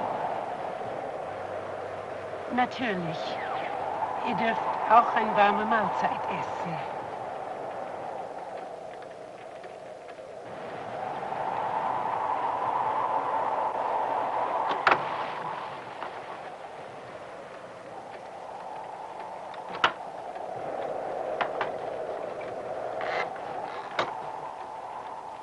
Eine Minute, bitte. Wir haben 3 andere Gäste. Sie würden den Männer kaum fürs Freunde halten. Wer ist denn da? Amerikaner? Georg, Lilly, an die Fenster. Aus dem Schussfeuer. Hören Sie! Heute ist Weihnachtsabend. Kämpfen und Schüssen sind hier verboten.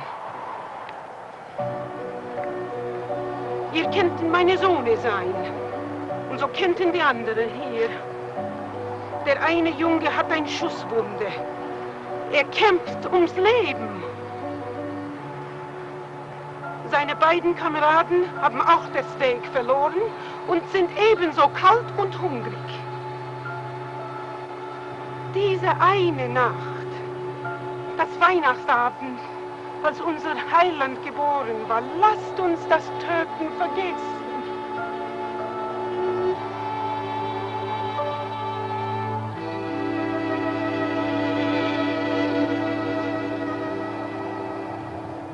Genug von dieser Unterhaltung.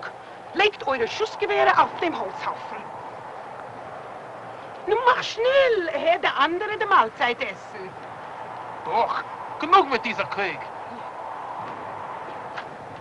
Seid ihr denn wahnsinnig geworden? Nein, wir sind kalt und hungrig. Bitte.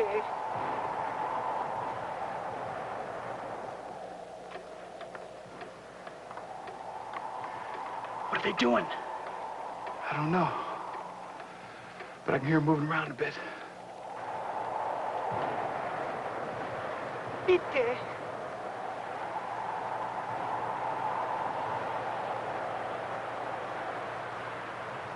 Hi.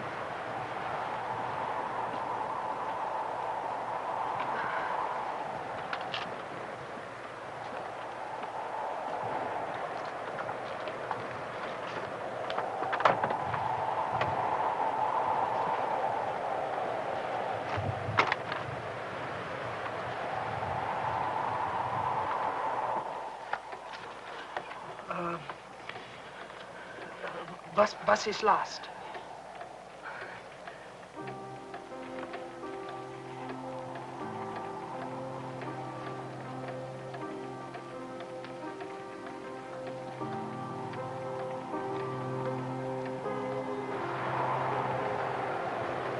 Was tun Sie? Ich kann nichts hören.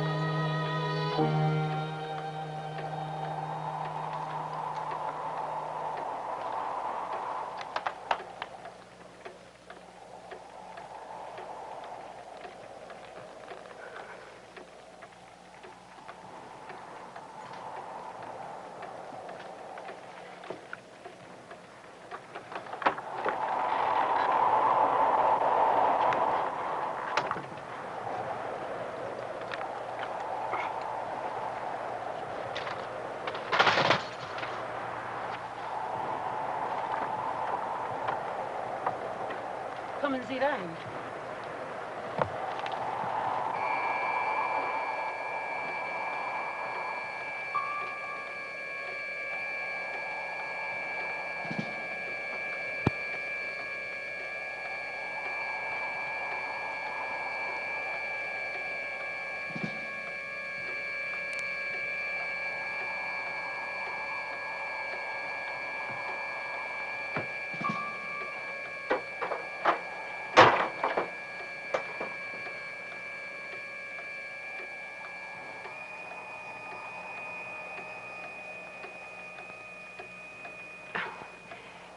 Stehen Sie nicht und frieren. Nehmt eure Röcke ab. Wärmt euch beim Feuer. Ich werde nach dem Essen sehen. Kommen Sie bitte.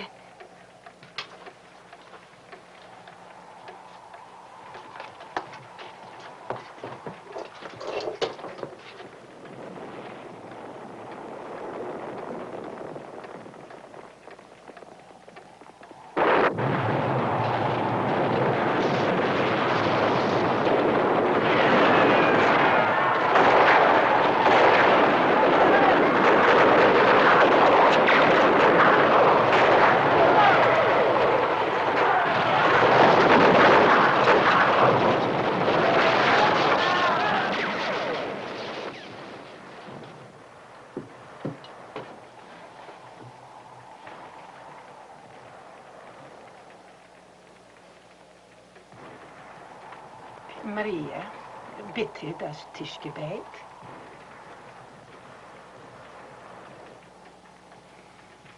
Segne Vater, was wir essen, lass uns deine nicht vergessen.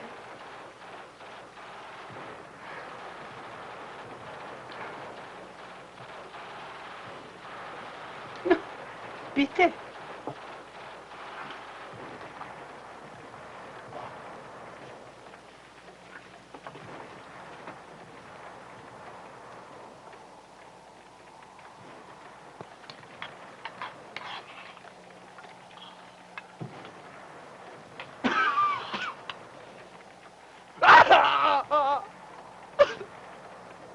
What is it?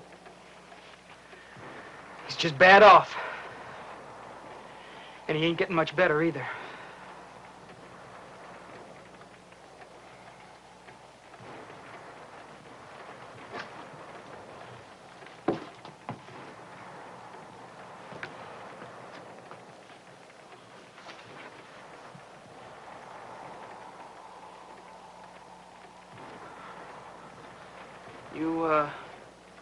You a doctor? No, but I studied medicine at Heidelberg until a few months ago. You speak English? But so do you. No sign of infection yet, but he has lost much blood. So the bullet should come out. How? I can tie, but I'm not a doctor. I cannot be certain that I will do it properly.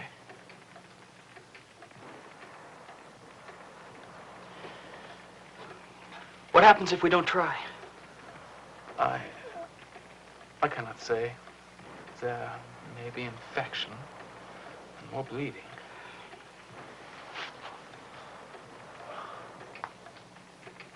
I think he will die.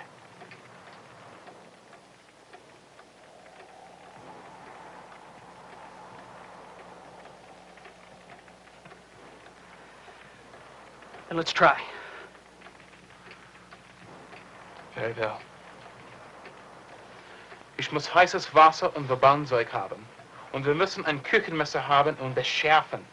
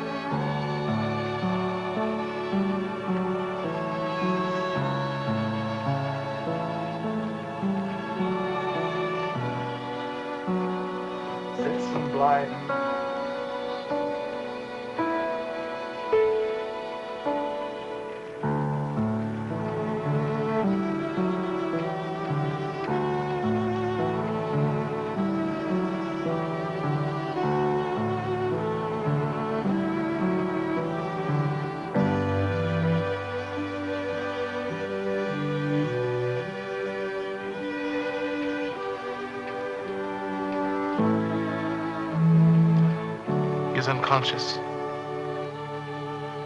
Now he will not feel the pain.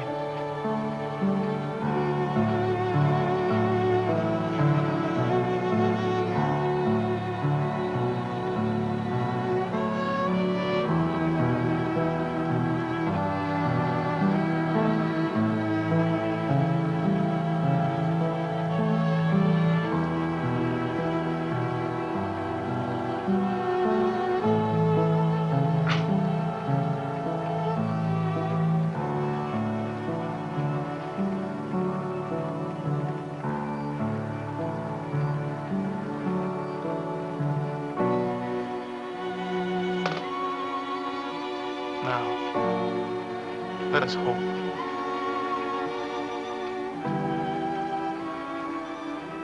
Herr Jesus, wir beten zu dir, dass du mit dem jungen Mann auf seinem Schmerzenlagen bist.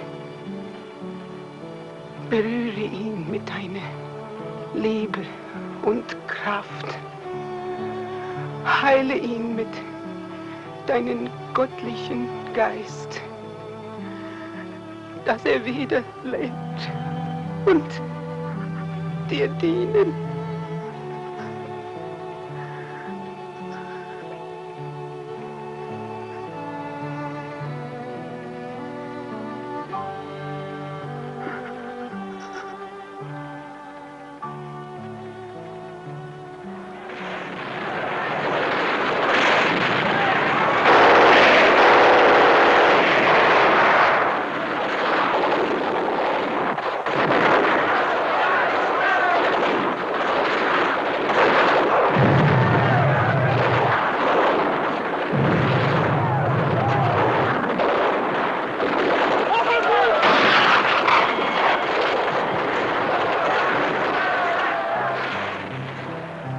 Siehe, des Herrn Engel trat zu ihnen, und die Klarheit des Herrn leuchtete sie, und sie fürchteten sich sehr.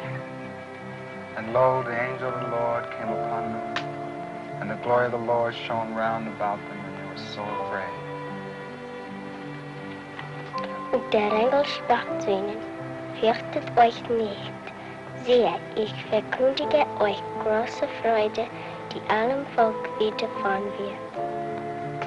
And the angel said unto them, Fear not, for behold, I bring you good tidings of great joy, which shall be to all people. Denn euch ist heute der Heiland geboren, welcher ist Christus, der Herr in der Stadt David.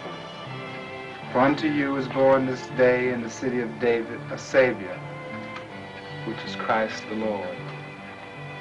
Und es habt zum Zeichen, ihr werdet finden das Kind in Windeln gewickelt und in einer Krippe liegen. And this shall be a sign unto you. Ye shall find the babe wrapped in swaddling clothes, lying in a manger. Und alsbald war dabei den Engel, die Menge der himmlischen Herrscher, die lobten Gott und sprachen. And suddenly there was with the angel a multitude of heavenly hosts, praising God and saying, Ehre sei Gott in den Himmel und Friede auf Erden und den Menschen ein Wohlgefallen.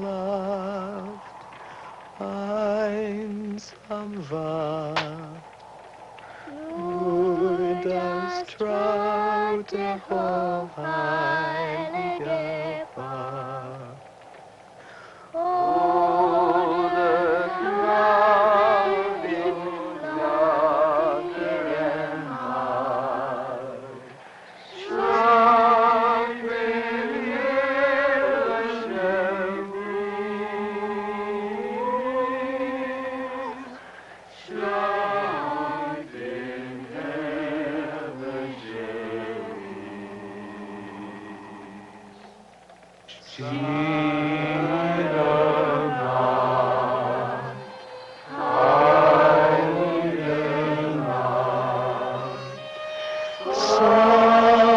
of God, most beloved, leave us deine Welt, göttlichen Mund. Sah und schlag die Welt in das Grün. Ich will deine Geburt,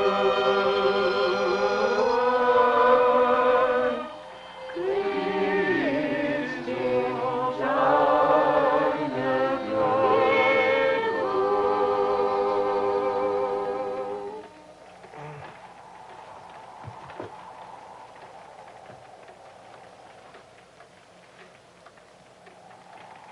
He's sleeping peacefully. No fever. No infection. I think it'll be all right.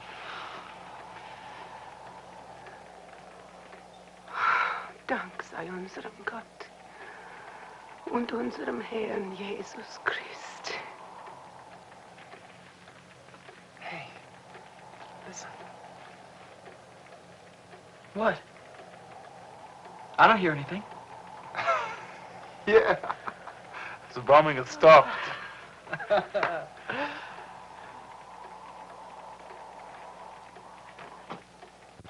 Mutter, komm und sieh! Schnell! Das Stern von Bethlehem.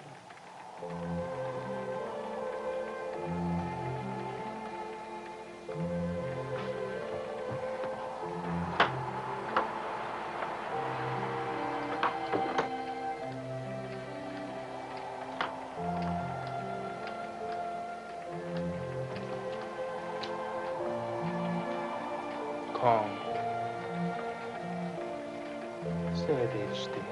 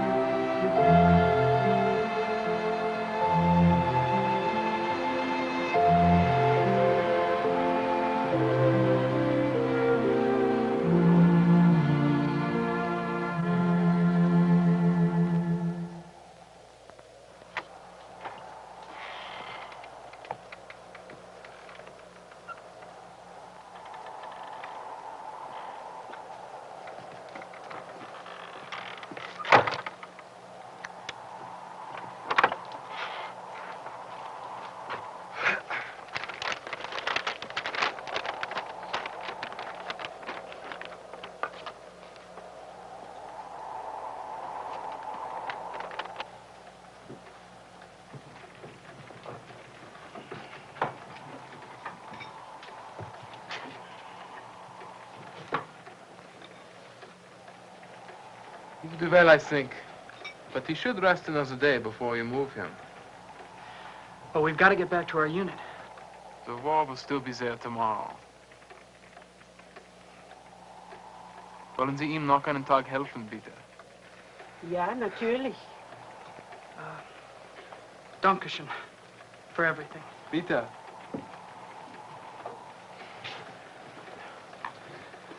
I think I'll try to go get a beat on our location. Maybe bring back the medics. We're not too far from Monschau. Nein, ihr dürft nicht nach Monschau gehen. Wir haben die Stadt wieder genommen. He says that Monschau is now in German hands. Where do we go then? Wo? Hier, schau her. Folgt diesen Fluss nach Süden. Der wird euch zu der ersten amerikanischen Armee bringen. He says to follow the stream south. It leads to the American First Army. Thanks.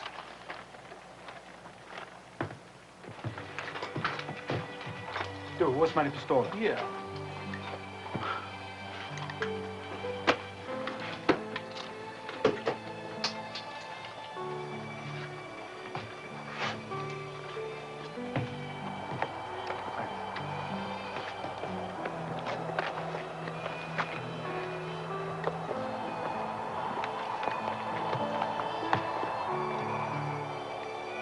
Vielen Dank, gnädige Frau.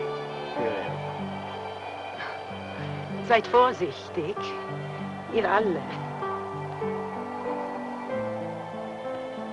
Ich hoffe, dass Sie wieder eure Heimat erreichen, wo Sie hingehören. Gott segne euch. Fröhliche Weihnachten.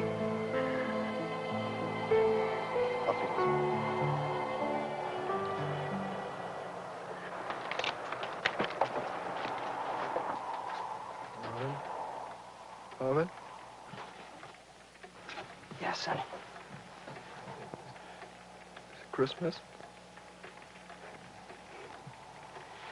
It sure is, Paisano. It sure is.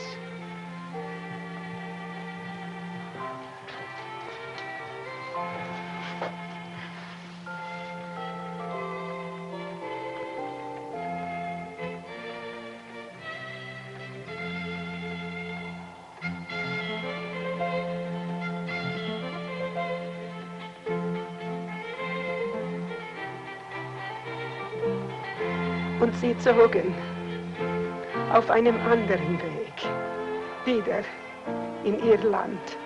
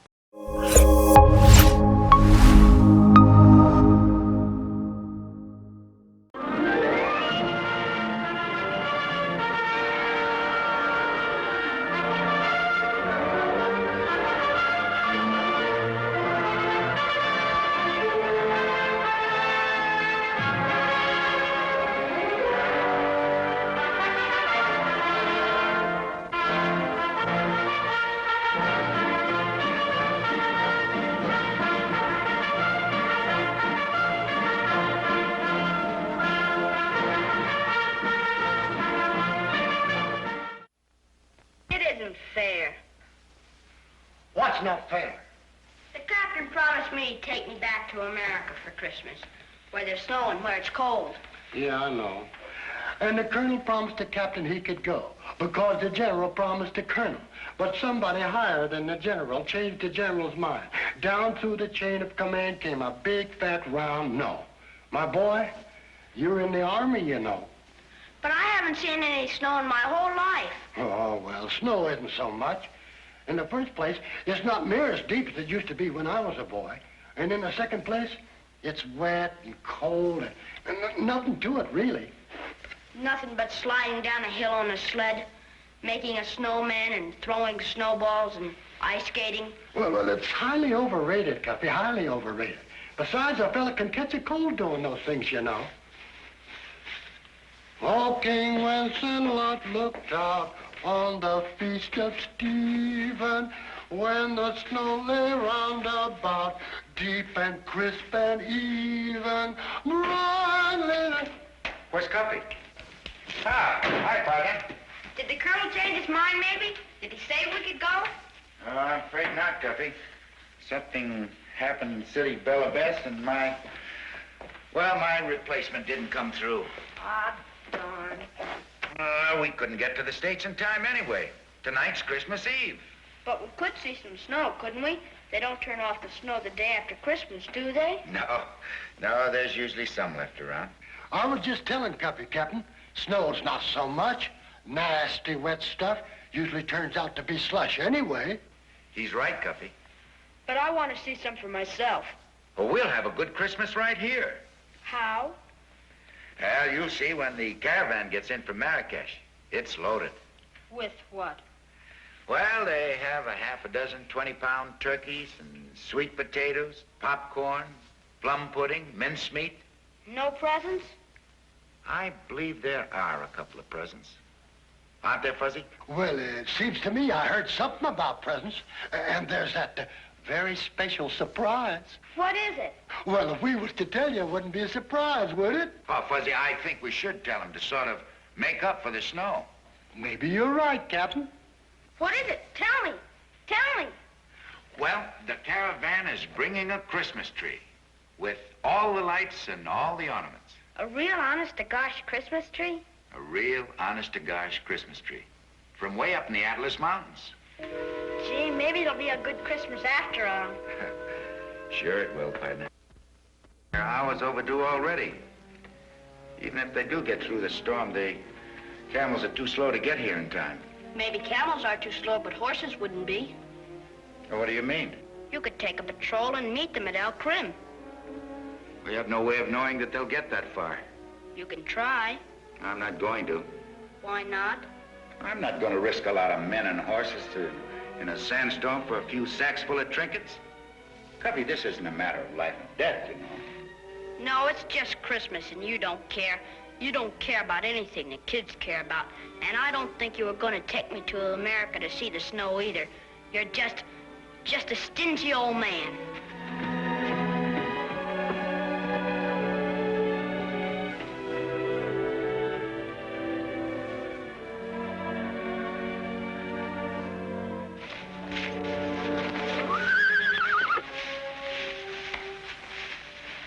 I can do this all right. You better go and saddle your own pony.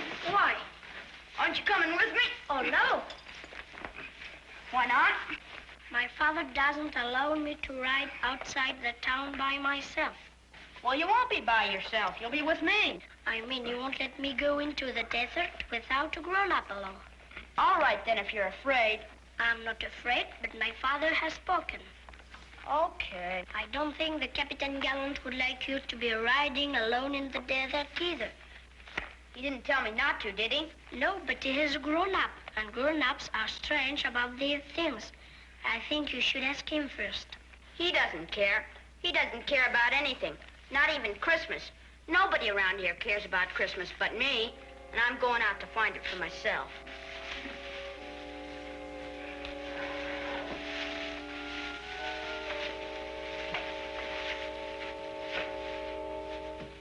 Come in. Find him? No, sir, not a trace. Nobody's seen him. I knew he was upset about Christmas, but I didn't think he was so upset he'd miss a meal. I never heard of such a thing. It's plumb unnatural. Entree. Excuse me, Captain. This little one knows something. Abdullah, have you seen Cubby? Yes, mon capitaine. Where? In the stable. When? 2 hours, maybe 3. What did he say? He said he was going to find Christmas. The caravan. That sounds like it. Sergeant? Oui, mon capitaine. Saddle my horse. I'm going after it. Tout de suite, mon capitaine. Only... Yes? I request permission to go along with you. Oh, that won't be necessary, Sergeant. He can't have gone very far. Excuse me, sir, for saying so, but this time I think the sergeant's right and you're wrong. You see, sir, I saw Cubby cross the compound. He was probably on his way to the stable then, but I didn't know. But what I do know, sir, I never seen a boy with his lip out as far as his. What do you mean by that, Fuzzy? Just this, Captain. Cubby ain't out for no promenade.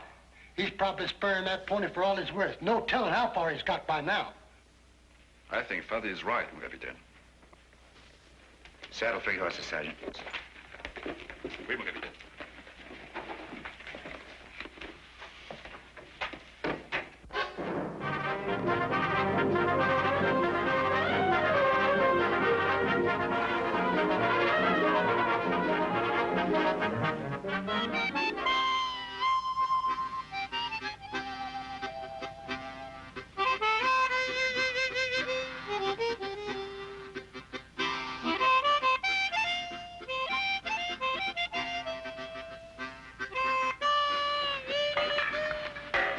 Hey, where are you going?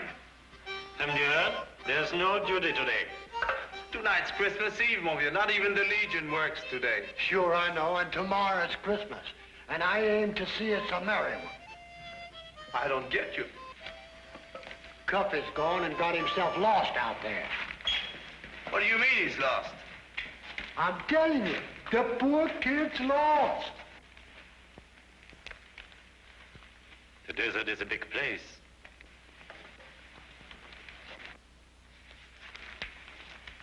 A very big place.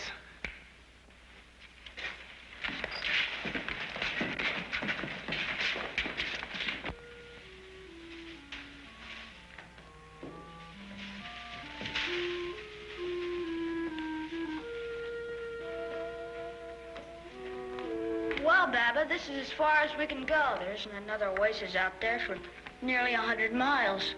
And it's too late to get back to the fort. So we just gotta camp out here tonight.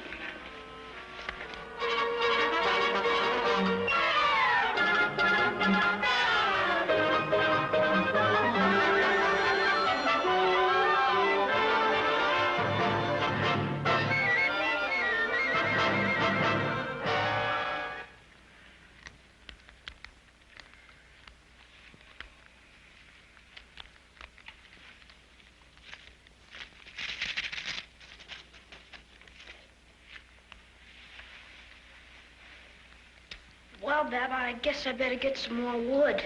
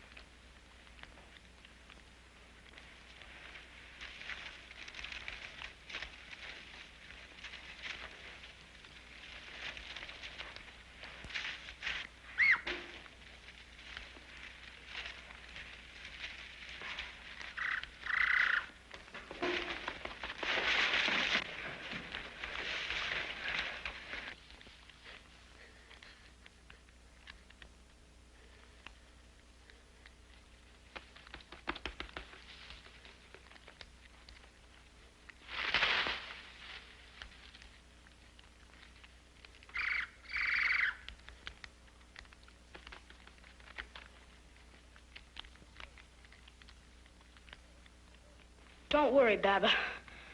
That was just a bird, I think.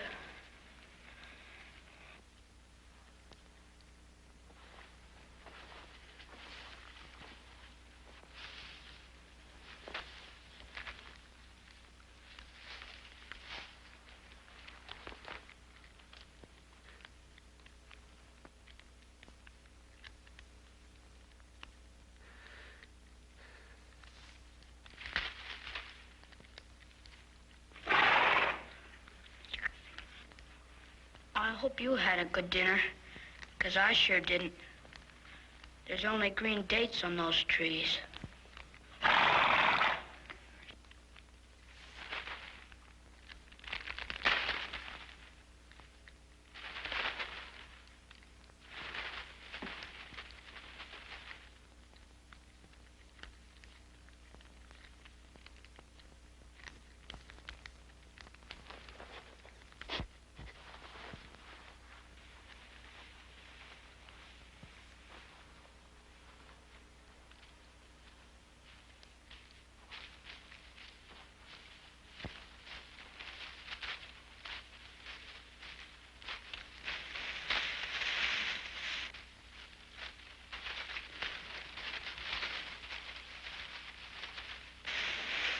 Hey, partner! Uncle Mike!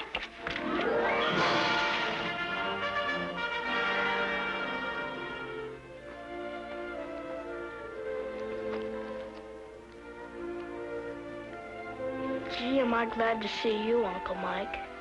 Are we glad to see you? Boy, what happened to you? It's a good thing the Colonel isn't here. There's one thing he can't stand, it's an untidy legionnaire.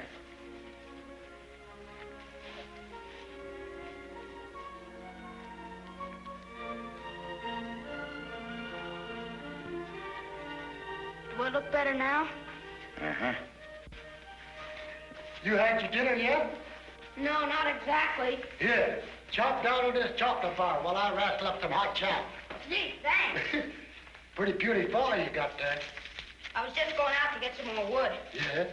You stay here with the captain. I'll find some.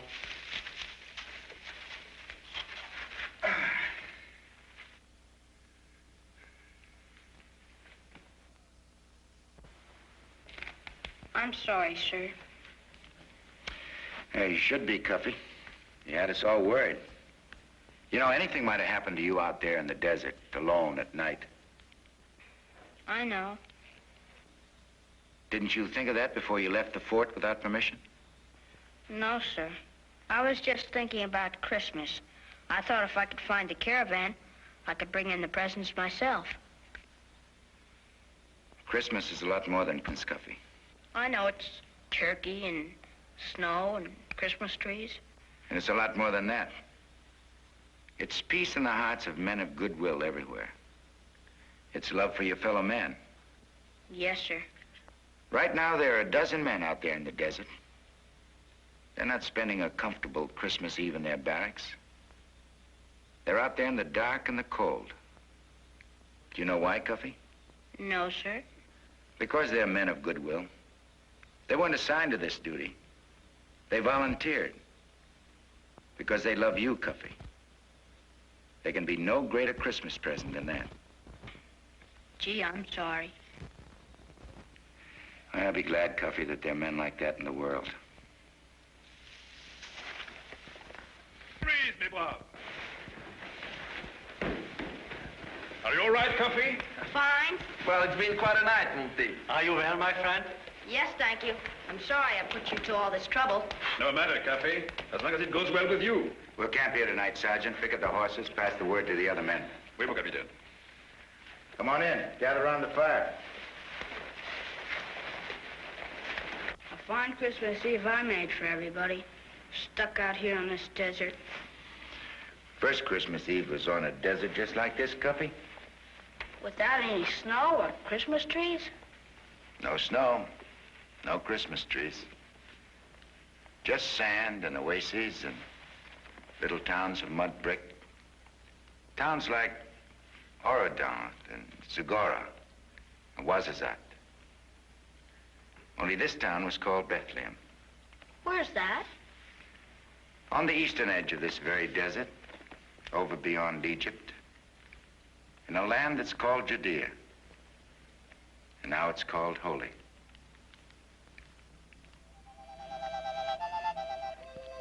It was on a night like this, nearly 2,000 years ago, that a man named Joseph and his wife Mary came to Bethlehem to pay their taxes.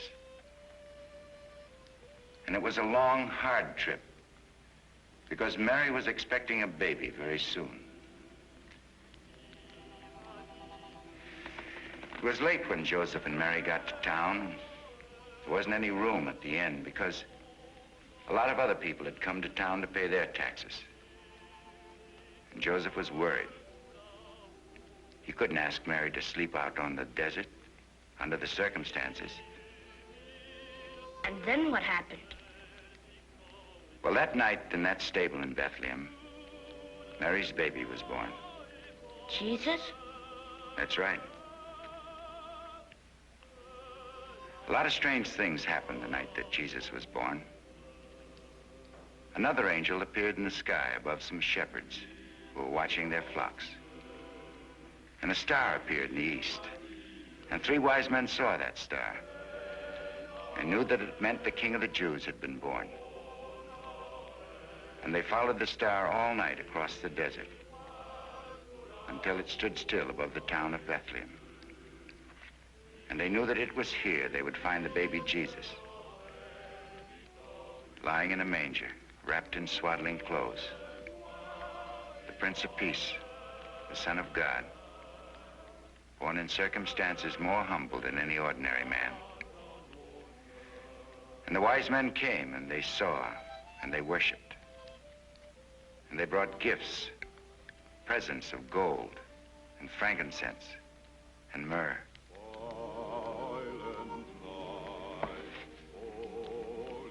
And those were the first Christmas presents? That gold and that other stuff? Not exactly, Cuffy.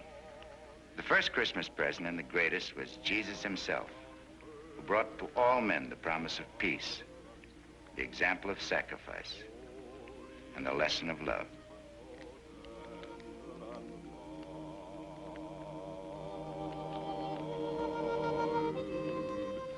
Cuffy, everybody, come here.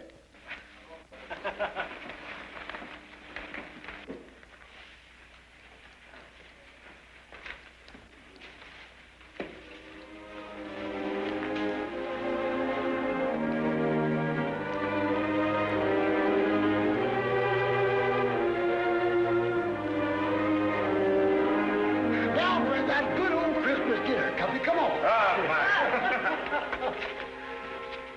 Listen to the all right.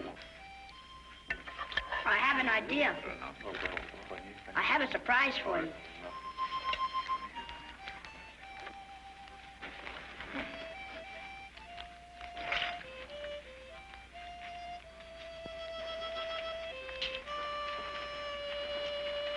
Merry Christmas, Sergeant. Joyeux Noël, Cuffy. Merry Christmas, Sam. Merry Christmas, Cuffy. Merry Christmas, Luigi. Buon Natale, Capt. Merry Christmas, Joe. Joyeux Noël, Cuffy. Merry Christmas, Hans. Fröhliche Weihnachten, Capt. Merry Christmas, Igor. С Рождеством Христом, Cuffy. Merry Christmas, Bernard. Joyeux Noël, Cuffy. Merry Christmas, Fuzzy. Gee, thanks, Cuffy. Merry Christmas, John. Merry Christmas, Cuffy. Merry Christmas, Uncle Mike. Merry Christmas, Cuffy.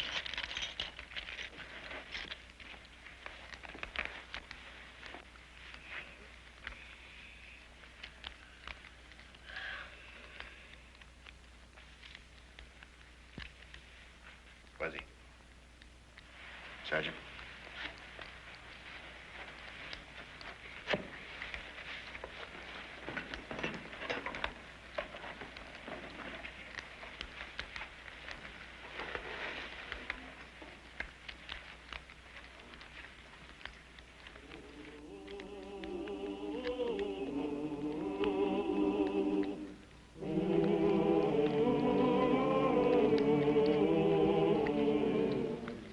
This is the nicest Christmas I ever had in my whole life.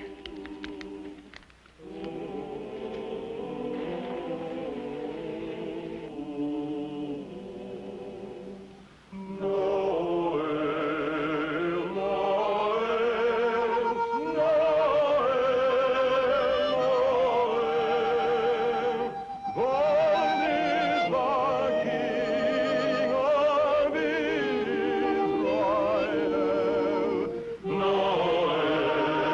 Noel.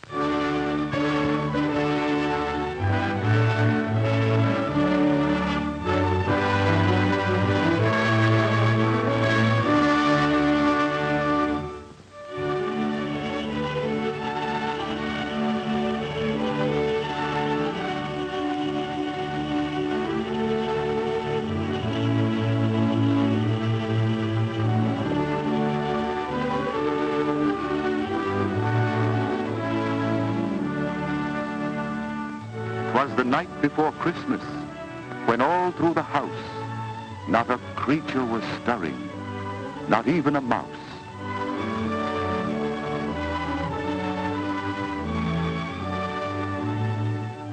The stockings were hung by the chimney with care, in hopes that St. Nicholas soon would be there.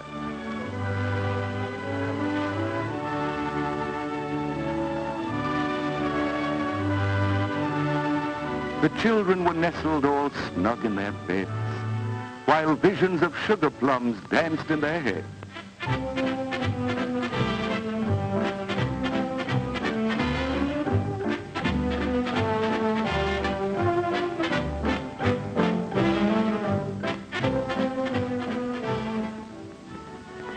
And Mama in her kerchief, and I in my cap, had just settled our brains for a long winter's nap, when out on the lawn there arose such a clatter.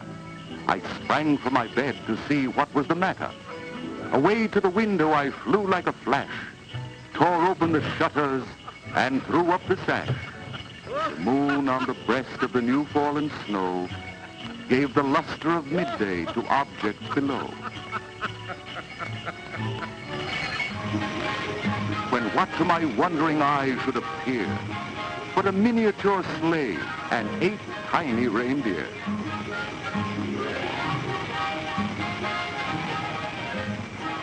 With a little old driver so lively and quick, I knew in a moment it must be St. Nick. More rapid than eagles his coursers they came, and he whistled and shouted and called them by name. Now, Dasher! Now, Dancer! Now, Prancer and Vixen! On Comet! On Cupid! On Donder and Blitzen! To the top of the porch! To the top of the wall! Now, dash away! Dash away! Dash away all! As dry leaves that before the wild hurricane fly, when they meet an obstacle, mount to the sky, so up to the housetop the coursers they flew, with the sleigh full of toys, and St. Nicholas too.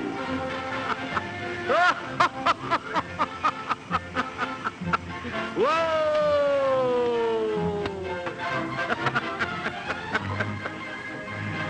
Whoa! And then in a twinkling I heard on the roof the prancing and pawing of each little hoof.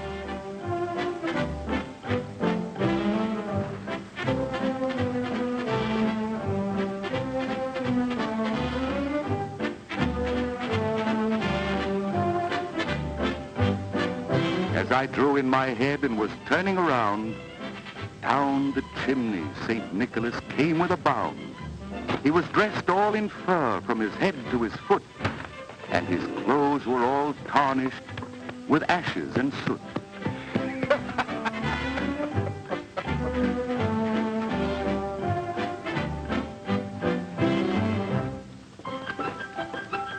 A bundle of toys he had flung on his back, and he looked like a peddler just opening his pack.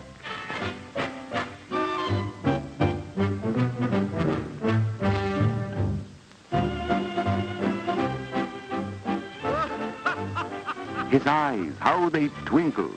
His dimples, how merry. His cheeks were like roses, his nose like a cherry. His droll little mouth was drawn up like a bow, and the beard on his chin was as white as the snow.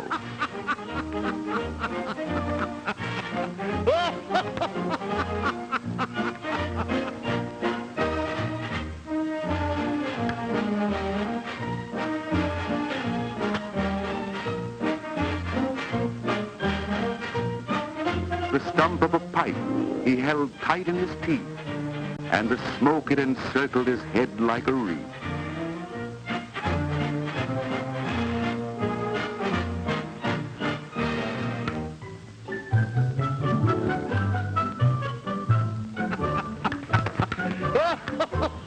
He had a broad face and a little round belly that shook when he laughed like a bowl full of jelly.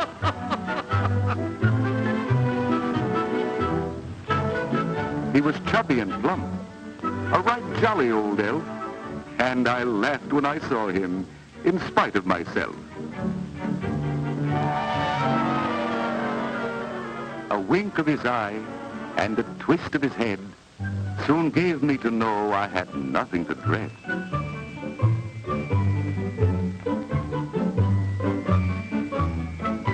He spoke not a word, but went straight to his work and filled all the stockings, then turned with a jerk.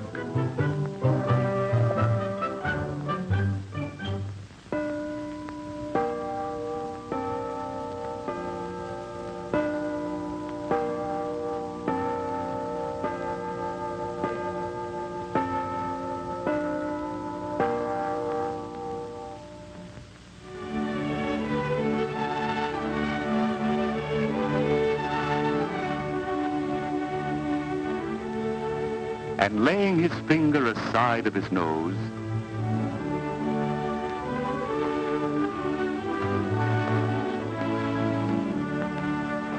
and giving a nod, up the chimney he rose.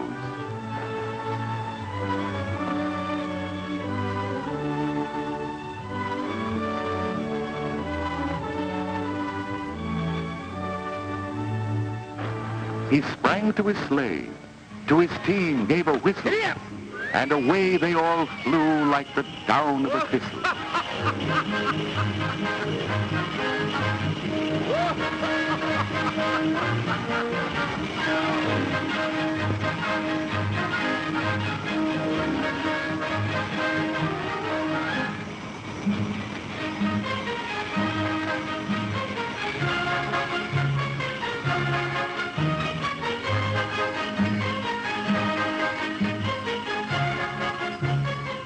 But I heard him exclaim, ere he drove out of sight, Happy Christmas to all, and to all, a good night.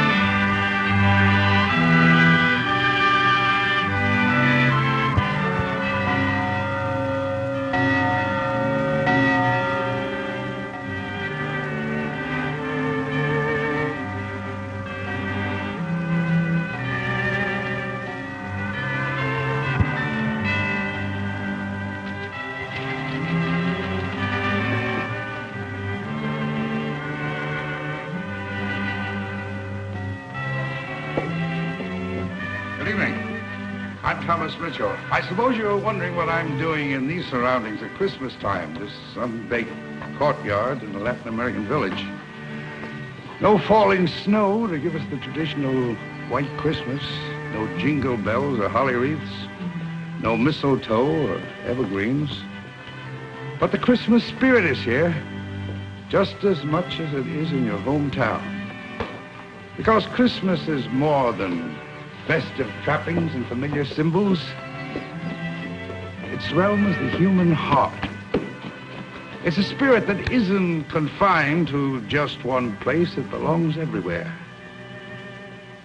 So, we'd like to tell you a unique story of Christmas spirit that took place not in our own land, but in a Latin American village like this. It's a warm story about a custom that happens every year to people like these. Our story, Three Young Kings, begins here with this little girl.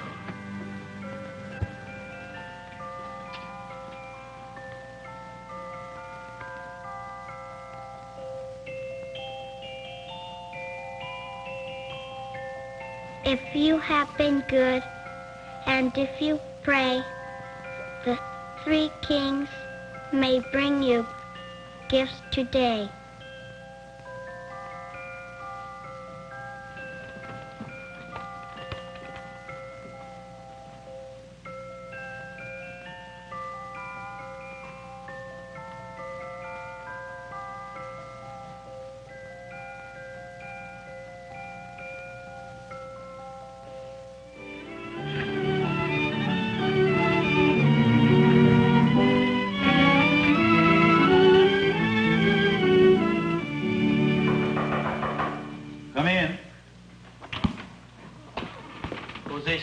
see us, Father? Yes, yes. It will only take a few minutes. Sit down, boys. Sit down.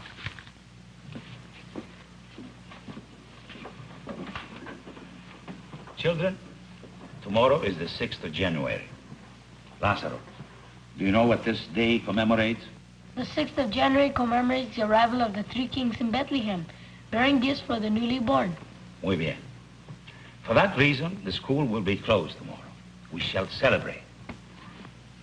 Last year, as all the years before, you received your Christmas presents, as is our tradition, from the hands of the three kings. Of course, you may have suspected that they were not really the three kings.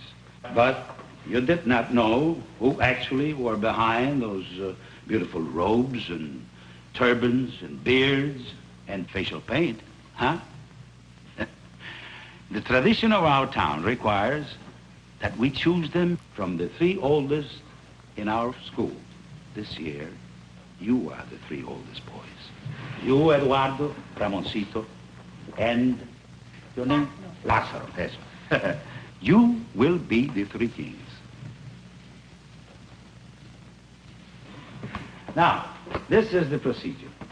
All the presents your schoolmates are to receive from their parents will be upstairs in the janitor's room. The presents for the girls will come from their schools. Now, I want you to be here tomorrow before siesta time to load the burros and saddle the horses. With real saddles? Silver mounted. Holy saints. Oh, forgive me, Father. I forgive you because I take it as the beginning of a prayer to the Lord for letting you be his messenger of goodwill. Now, you three, go to your homes, but remember, do not reveal your secret to anyone. It is your duty, my children, to keep the little one's faith in the three kings and in the divine miracles of the loving, giving human heart. And she's as big as a real baby. And it says if you are good and pray a lot, the three kings will bring her to you. It did not say for sure. No, but it did not say maybe neither. Mother, have I been a good girl?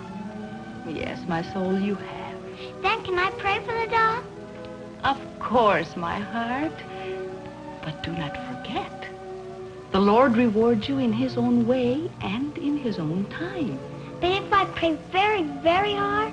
There are lots of children who pray, and only three kings.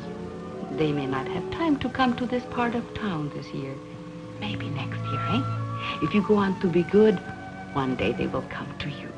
With a big doll and a beautiful dress laced and embroidered.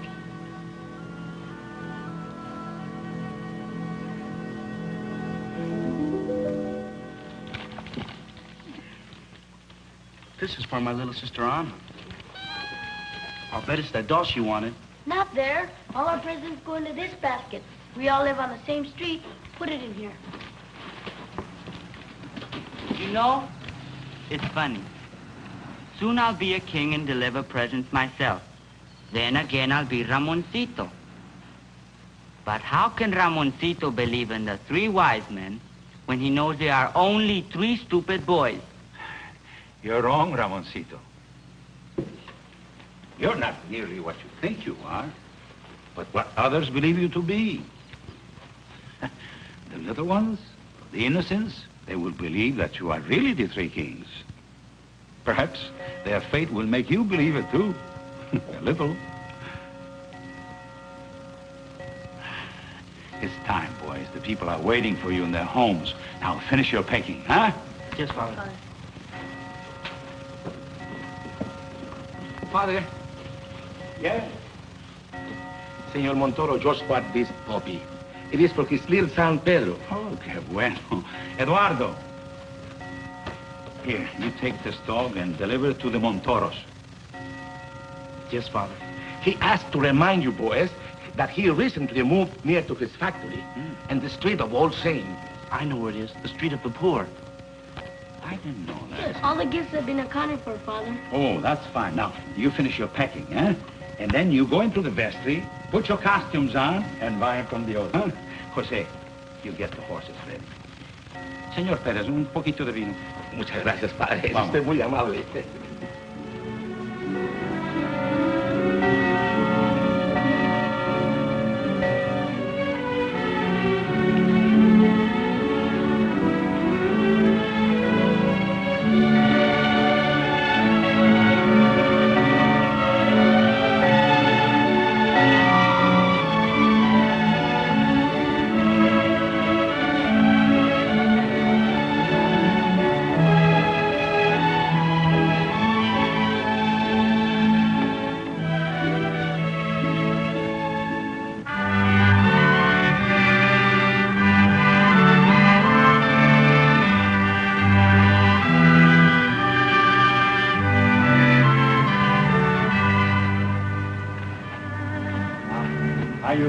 Marius? Yes, Father. Yes, Father. Angelo! Okay, open the gate. Eduardo. Vamos.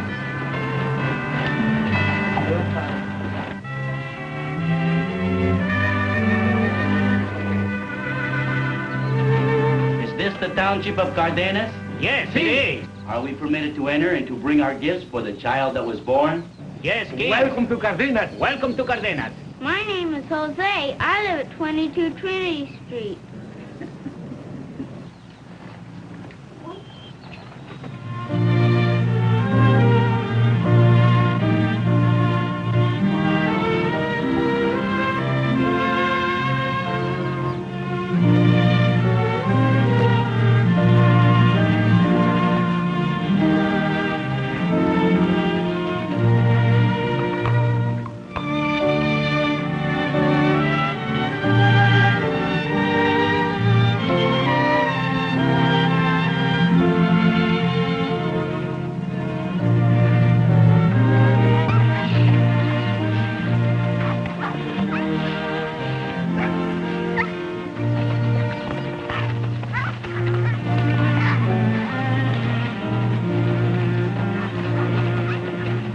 This is too much. Let us go first to Senor Montoro's house in the Street of All Saints and get rid of the public.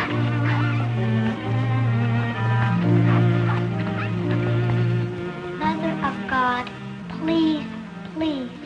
Mother of God, please tell the three kings to come. And I will be good all year, I promise. Please, please.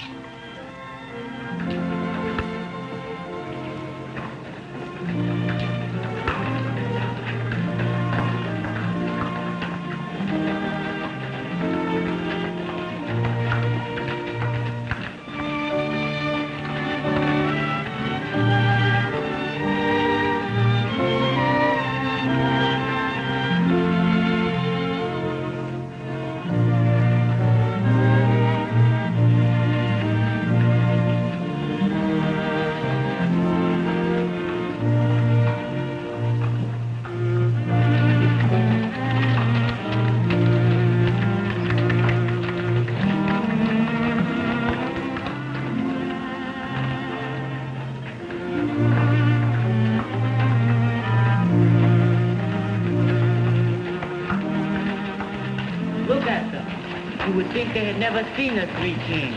They haven't. The three kings never come to this neighborhood. But why not? Because the parents of these children cannot send packages to the school, that's why.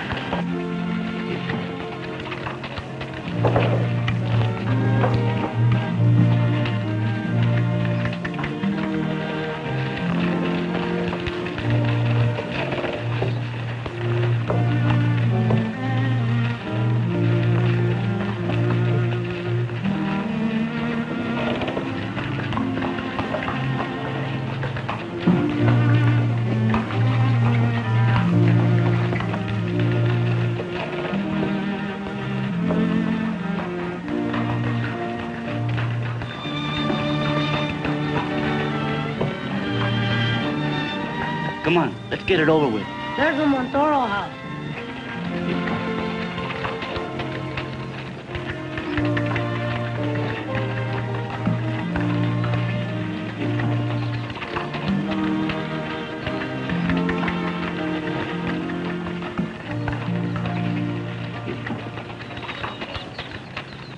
Hear me, hear me. Is this the house of Senores Montoro?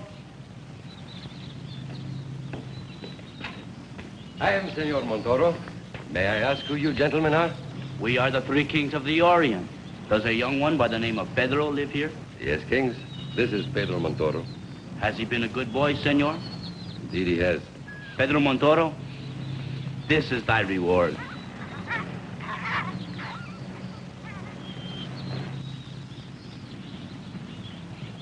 Will you kings enter my house for some refreshments? Thank you, senor, but we still have a great distance to travel. God be with you. Vaya con Dios.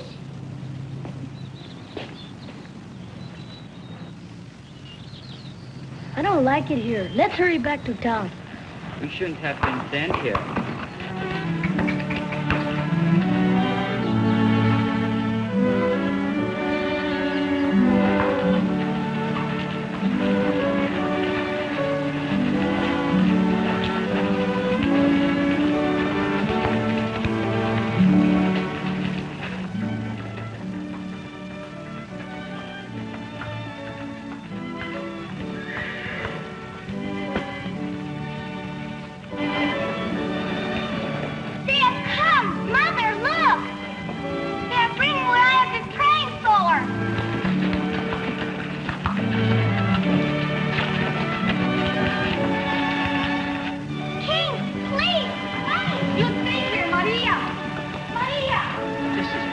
get away from here.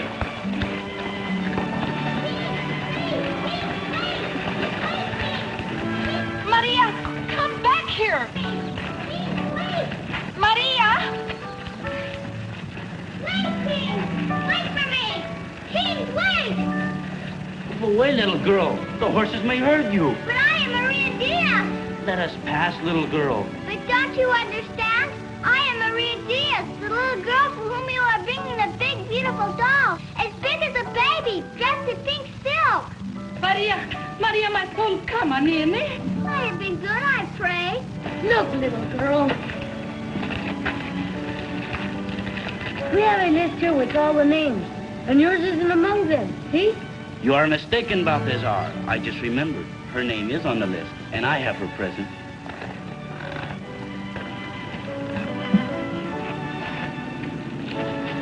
You can't do that. It is my little sister's doll. She has already 5 dolls.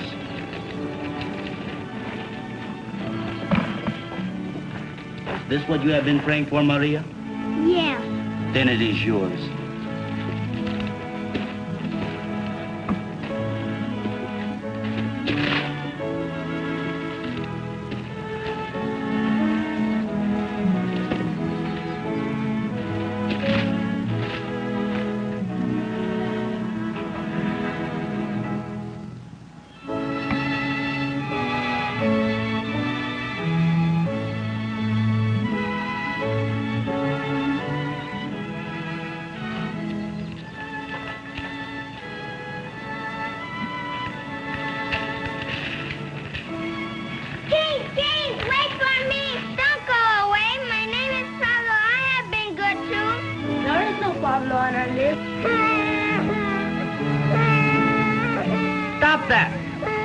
Do you hear me? Perhaps I have something for you. Let me see.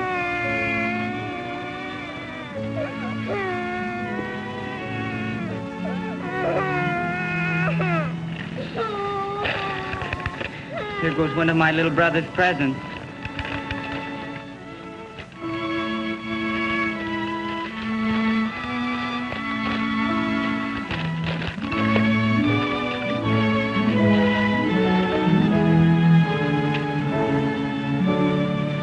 Little brother could have used that too. What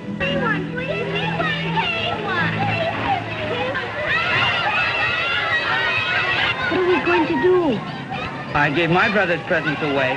One of his presents. I can't stand this. I'm going to give away all my brothers and sisters' presents too. How about you? What are we waiting for?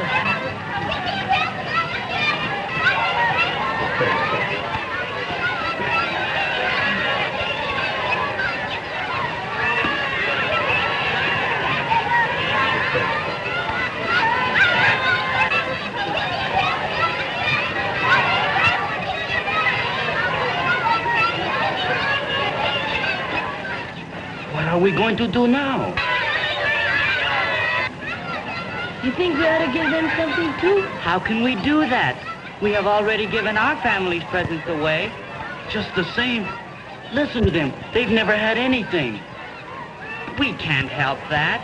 The poor are always with us. Jesus says so in the Bible. He says so to remind us to do something about them. That's what my mother says he means. I think your mother is right, Lazaro. Come on, let's do something about them. Whatever you say, Eduardo. You're the boss. I am not the boss. Whenever we get into trouble, you always say, I am the boss. We're all in this together, and don't forget. It will be a scandal. The biggest Cardenas has ever seen. But who cares? When you start working miracles, you can't stop. Come on, little ones, come on.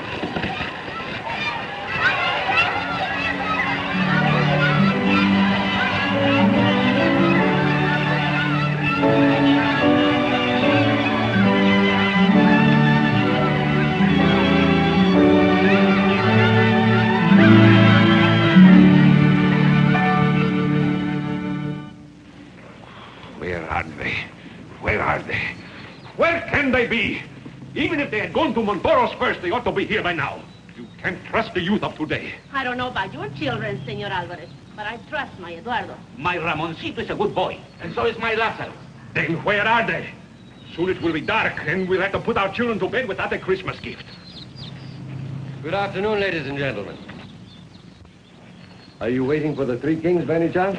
Senor Montoro, do you know anything about them? Yes, Senor Alvarez. After they delivered the present to my little boy, they gave away the rest of the gifts to the poor children of All Saint Street. We have been robbed. Our innocent children have been robbed. Now, come, Senor Alvarez. Where are those bandits? I don't know, but looking at your face, I don't blame them for not being in a great hurry to get back. They are right. How right they are. I'll have them put in jail. I'll have them expelled from school right now.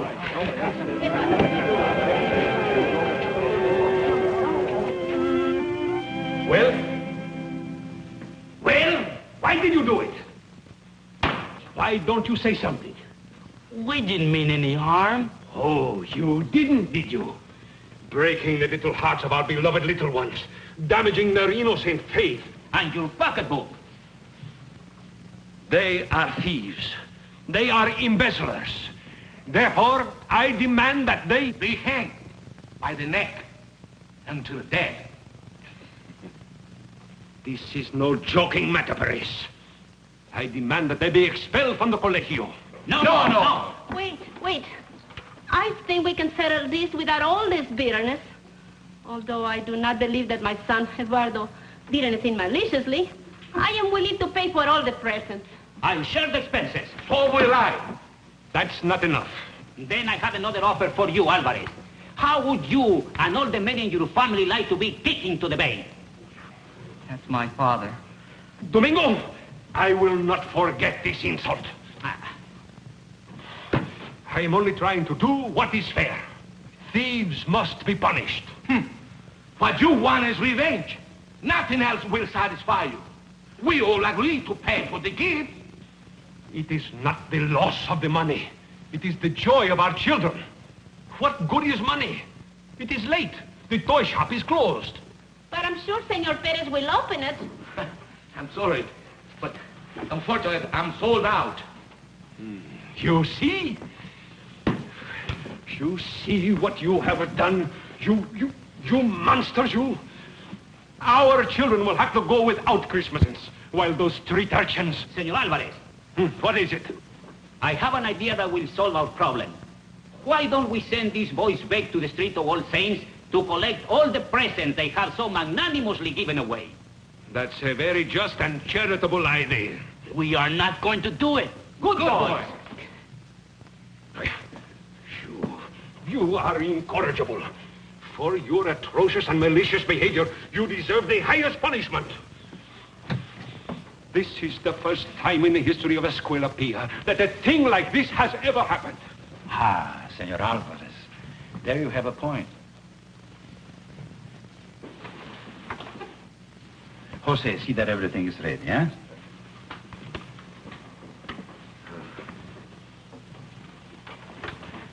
Take my place, Father. That is not your place. It is mine, even though you forgot to invite me to this little discussion. It was an oversight. Must have been. Thank you, my boy. First, I think we shall have to let the boys go, because it is almost 5 o'clock, and they have another ceremony to perform. So, excuse me, you will find Father Luis. You know, he will tell you exactly what to do.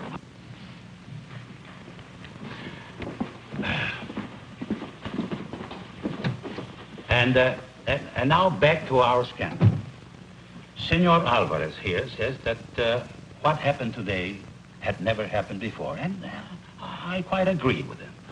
For many, many years, on Three Kings Day, I have sent the 3 oldest boys of our school into town to deliver gifts to their schoolmates.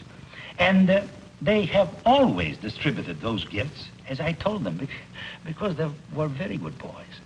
Not until today have any pupils ever disobeyed me. Father, there's a delegation from the Street of All Saints. They're waiting in the schoolyard. Ah, come, we shall meet them.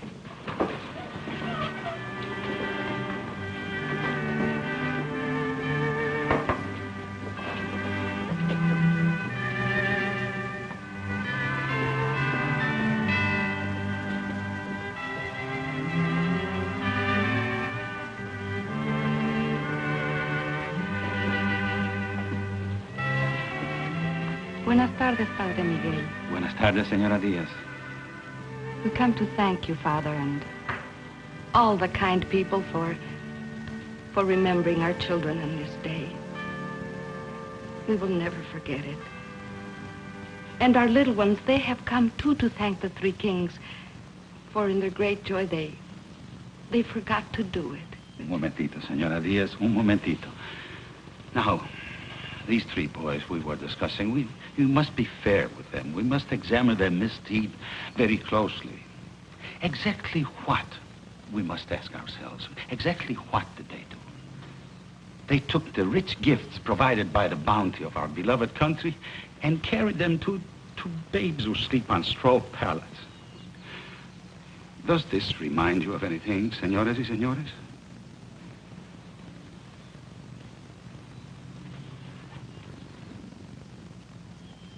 José, estamos listos.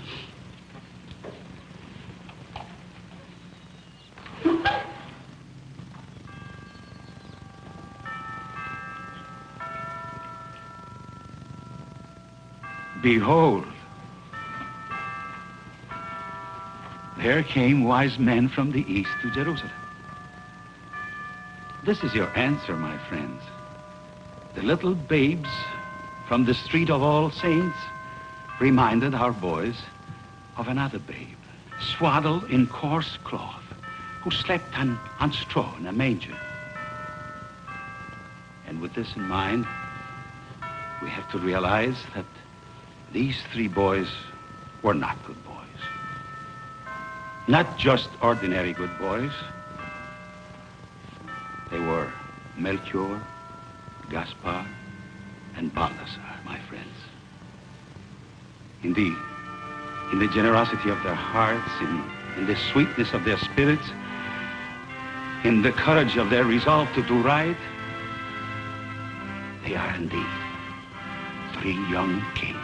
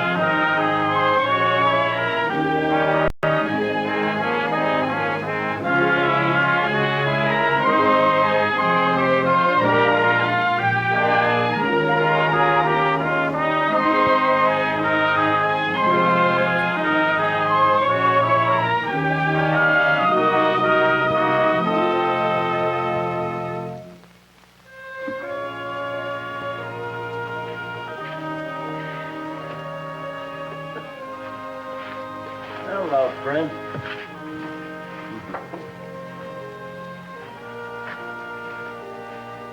Steve? Anybody home? In here, Homer.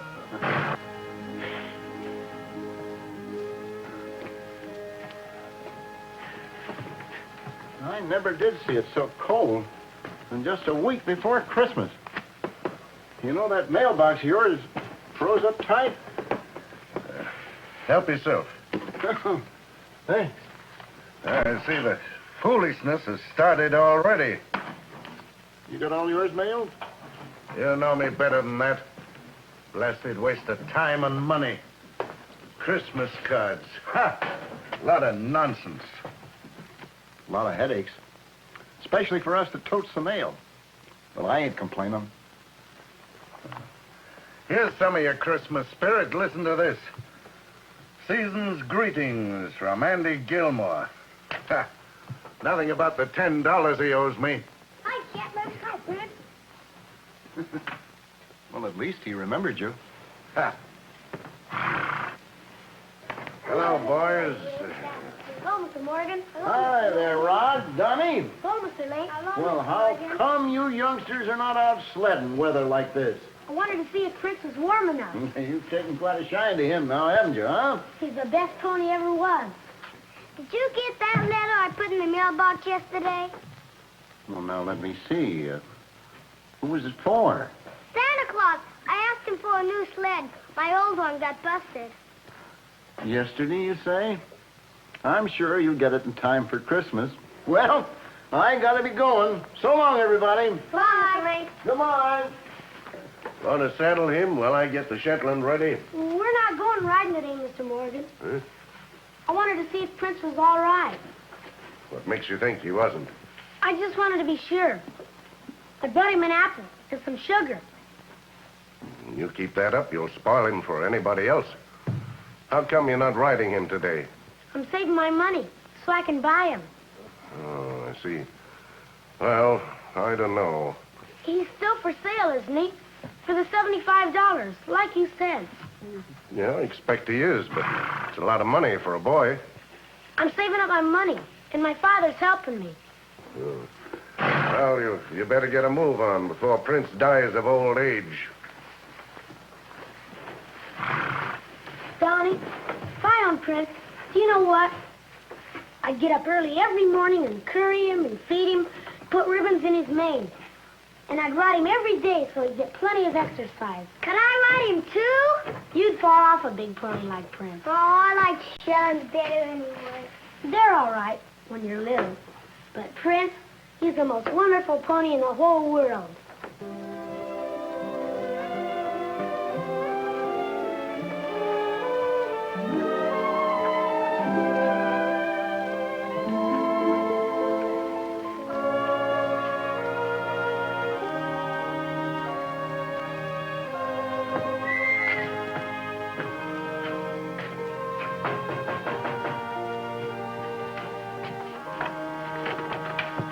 Hello, Homer. Howdy, Mr. Blaine. It's mighty cold. You want to come in and warm up a minute? Thanks. No, I can't take the time now the Christmas rush has started. Oh, before I forget it, I've got a letter from Donnie here, addressed to Santa Claus, and it says something about a sled. Oh, yes. He was telling me about it when I saw the two of them over to Morgan's just a while back. I never did see youngsters so taken with ponies. Yes, that's about all they talk about, especially Rod. Yes, he seems to be mighty fond of that little Prince pony of Morgan's. Hey, he's been asking me to buy it for him for almost a year. I wish I could afford it. Money doesn't grow on trees. No, and Steve Morgan is no man to dicker with, especially this time of the year. You know, I never did see a man get so riled up around Christmas time as he does. Well, I guess there's some things that a man like Morgan just can't forget. Yeah, I expect you're right that way. But I don't know as I blame him without kith or kin to his name. Well, I gotta be shaking a leg. You know, the more I take out of this pouch, the heavier it seems to get. Goodbye, Homer. Goodbye, Mr. Blaine.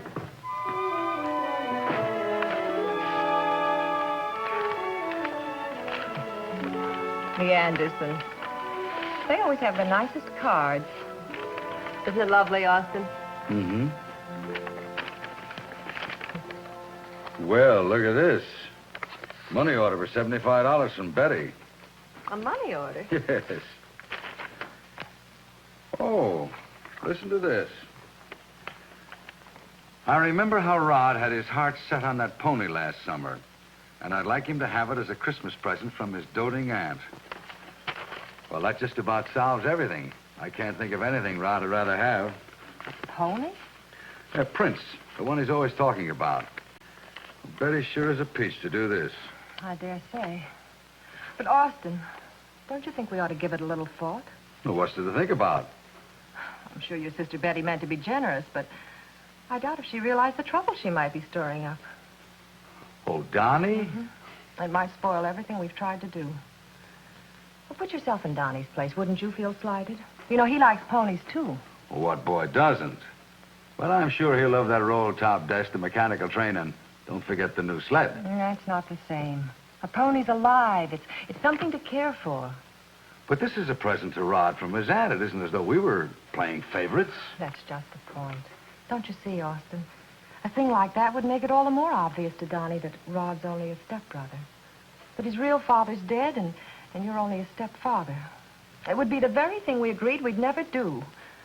We'd be doing it on our very first Christmas together as a family. Julie, I've thanked God many times that since Rod's mother passed on, you've been a real mother to him. And Rod and Donnie are growing up as brothers. I wouldn't do anything in the world to change that. Do you really think that Rod getting a pony could affect that? Donnie's only a baby. He couldn't possibly understand. There's no two ways about it. Rod would have a pony and Donnie wouldn't. Well, what do you want me to do? Send this back to Betty? I'd sooner see you do that than let it come between the boys.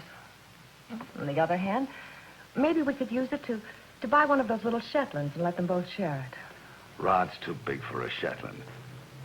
Besides, Prince is the only pony he cares anything about. That sounds for all the world as if you're thinking only of your son. Julie, our son. They're both ours. I wish your sister would try and remember that. Sometimes she acts as if Donnie just didn't exist. Well, I'm sure she didn't mean Let's to. not discuss it any further right now. It's far too important for any snap judgments or decisions.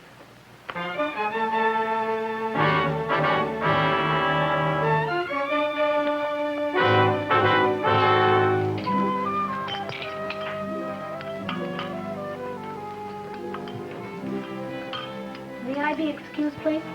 You through? Certainly. A little more, dear. Mom, this is the only apple left. You may have it, but I don't know where you'll find room for it. I wasn't going to eat it. I wanted it for Prince. Maybe so many apples aren't so good for him, son. Mr. Morgan says they won't hurt him. Besides, he loves apples.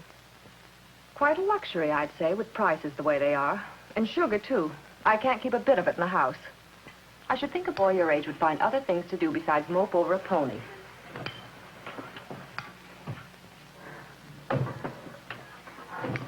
I think ponies are most fun than anything. Don't you, Daddy? Soon as I get big enough, Rod's gonna let me ride Prince. Aren't you, Rod? Maybe we will never have him. I bet you we will. I bet you Daddy'll help, too. Morning, Mommy. Big ponies like Prince cost a lot to feed, don't they? Me and Rod will work hard, so I'll never be hungry. Won't we, Rod? I'd never worry about feeding him once I owned him.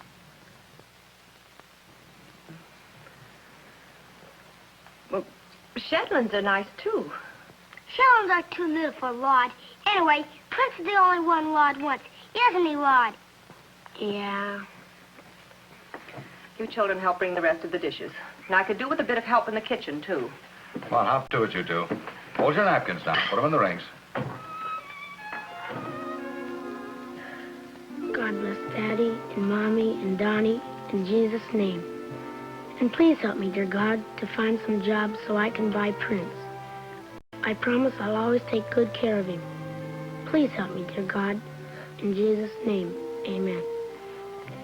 God bless Mommy and Daddy and Rod. Keep me safe in Jesus' name. Please, God, let Rod have his paw for Christmas. Amen.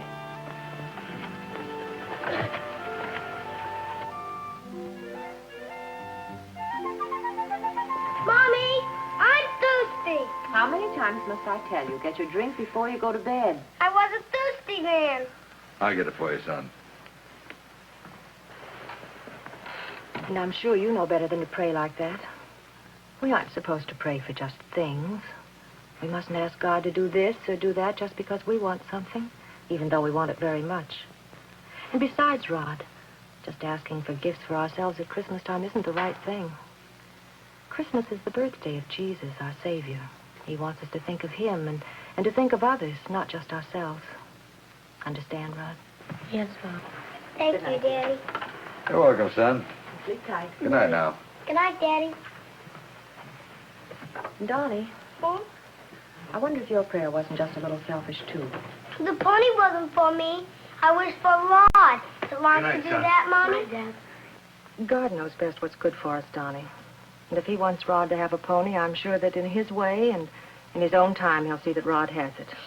In time for Christmas, Mommy? When he wills it, dear. Now, good night. And God bless you. Bless you too, Mommy.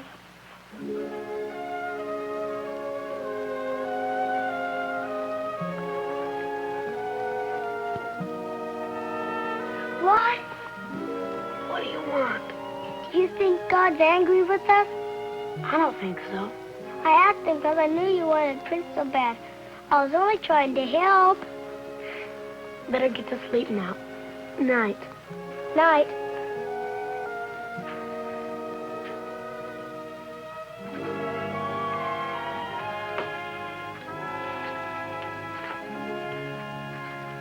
They're both asleep now.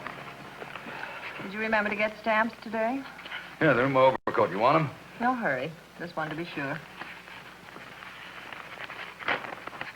After hearing their prayers, I guess you realize how much that pony means to both of them. I'm afraid Donnie's been getting some wrong ideas about prayer. Well, you may be right about their praying for things. Still, they're both pretty young. You know, the more I think about it, the stronger I feel about Rod getting that pony. After hearing Donnie's prayer, I'm convinced he'd understand. Dear, it just wouldn't be fair.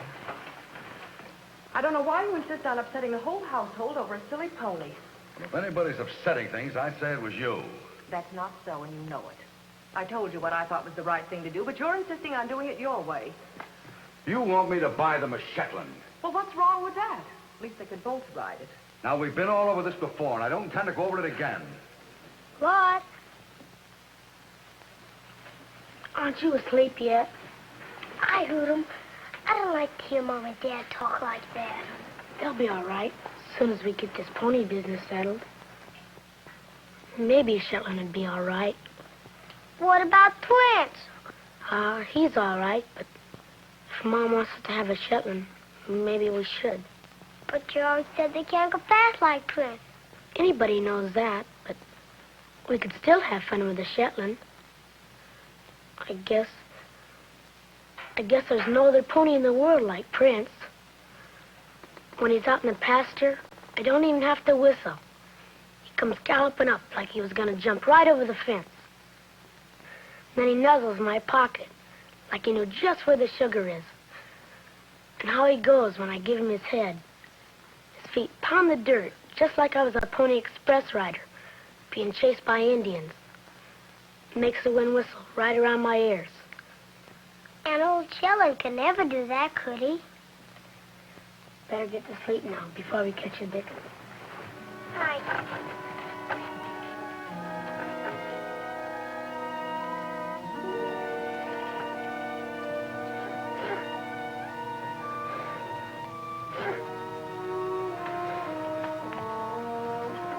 Don't cry, Rod. I'll be all right. Go back to bed.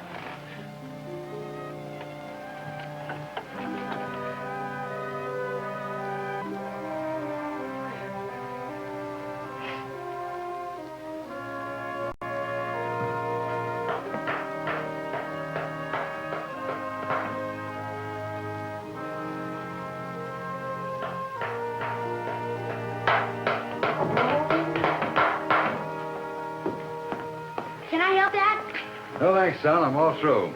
But don't you let Donnie come in here. I wouldn't want him to see that tree before Santa Claus gets here. Can I stay up tonight and help trim it? Sure. When's Mom and Donnie coming back from the store? Well, I don't know. Your mother had some last-minute shopping to do. What do you got in the sack? Some apples. I bought them for Prince, for his Christmas present. Son, do you think Prince would like a new home for Christmas? What do you mean, Dad? Well, I haven't told you before, and I won't go into detail now. But your Aunt Betty sets you the money for a Christmas present so you can buy Prince. Man alive! Prince is gonna be mine. I can ride it every day in the year and teach him tricks and go camping with him in the summer. And me and Donnie can... Dad, you think... I mean, maybe I shouldn't. On account of... Now, look, son. This is your Christmas present, and it's from your Aunt Betty. Now, I've endorsed it. Don't lose it. You run down to Morgan's and close the deal. Jumping pollywog! Don't you bring him back here tonight now. We gotta get this place cleaned up first.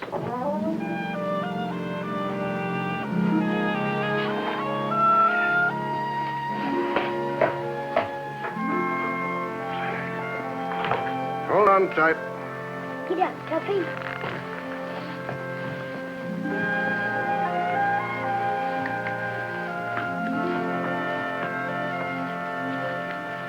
Kind of late today, aren't you? Well, it's always this way when the snow gets soft.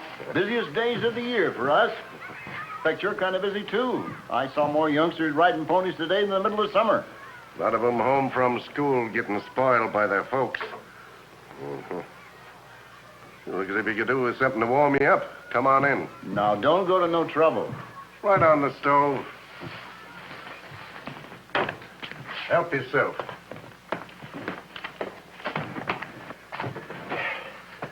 I can't understand people sending these things out every year. They never get any from me.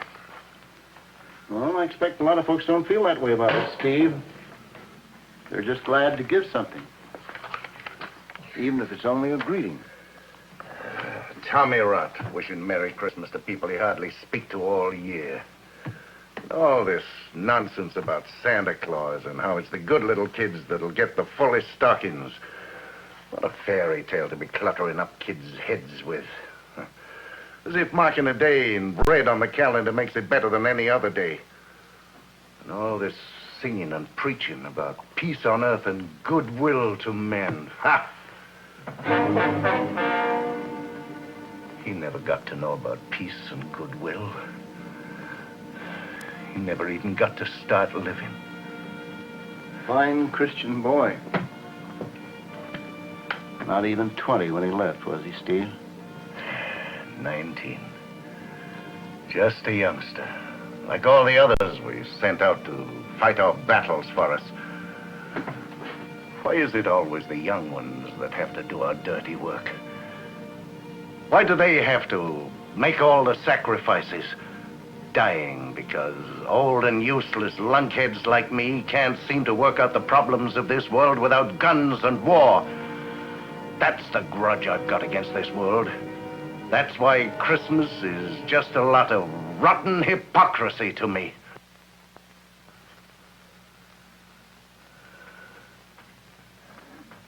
It happened on a Christmas Eve. The last Christmas Eve he ever saw. My only son. Broke his mother's heart. A year later, she was gone too. I expect I know how you feel, Steve. But I'm just wondering if you ain't forgetting something. What's that? God gave up his only son on Christmas. When he sent him down to this miserable world of ours, knowing that he'd be nailed to the cross. But don't you see, Steve, God did that because of his love for all of us.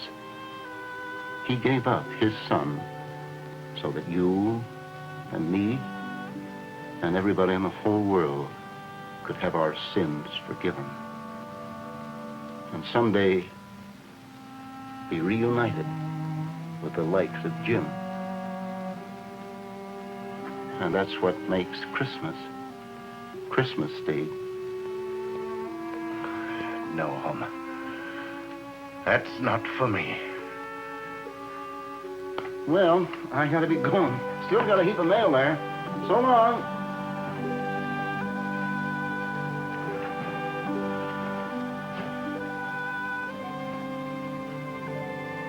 Merry Christmas, Steve.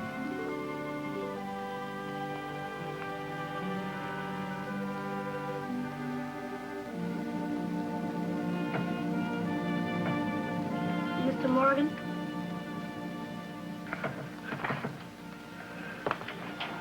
I've come to buy a pony. So you've come to buy Prince, eh? No, I want to buy a Shetland. That little gray one. You said he was $75, didn't you? But I don't want him till tomorrow. Until we get his stall fixed up. Shetland? Why, all you've ever talked about is Prince. I just decided on a Shetland. That's all.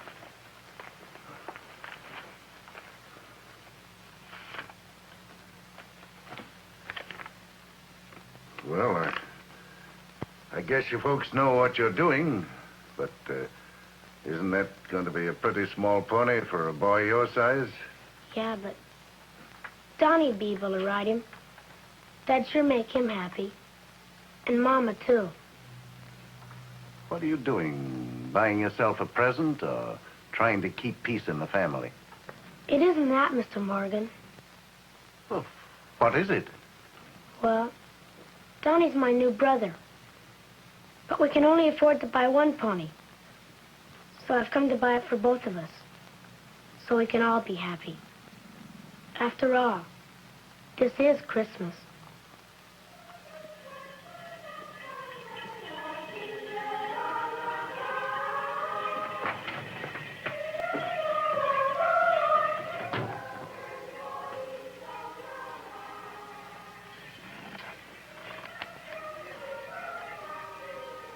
He was about your age, son, when he started pestering me for a pony. I didn't have this stable then, and I never got around to getting a pony. He kept after me year after year. It was always the same story. Couldn't afford it, had no place to keep it, something like that. Before I knew it, he was in uniform, and it was too late for him to ever think of a pony again. I guess that's why, after it was all over, I bought a dozen ponies and started the stable. As if seeing other kids enjoying themselves would make up for some of the fun he never had.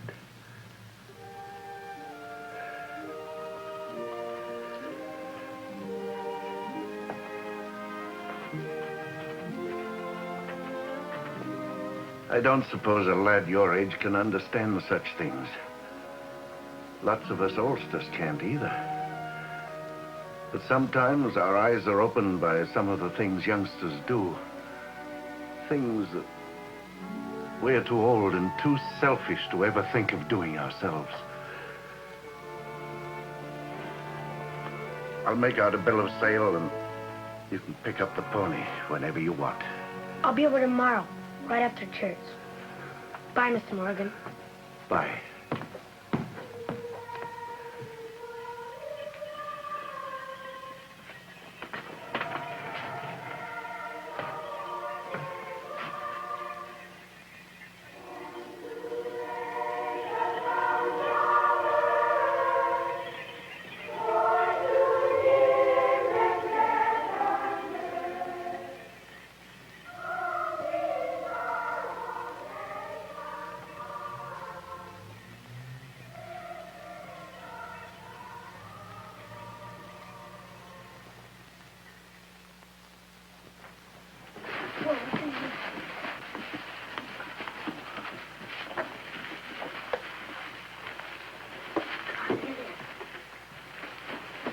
Say, it looks lovely, doesn't it, dear, huh? I'm so glad it fits. I was afraid it might be too small. Thank you, dear. Oh, you're welcome. Look at what? Just like a real choo-choo. Come on, let's take the track and fly it.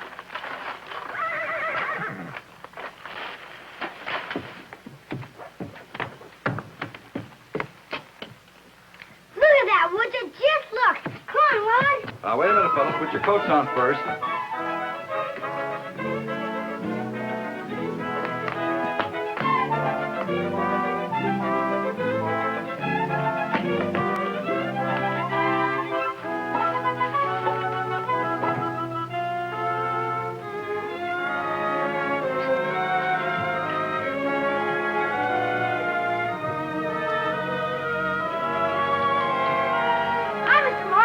Hello, boys.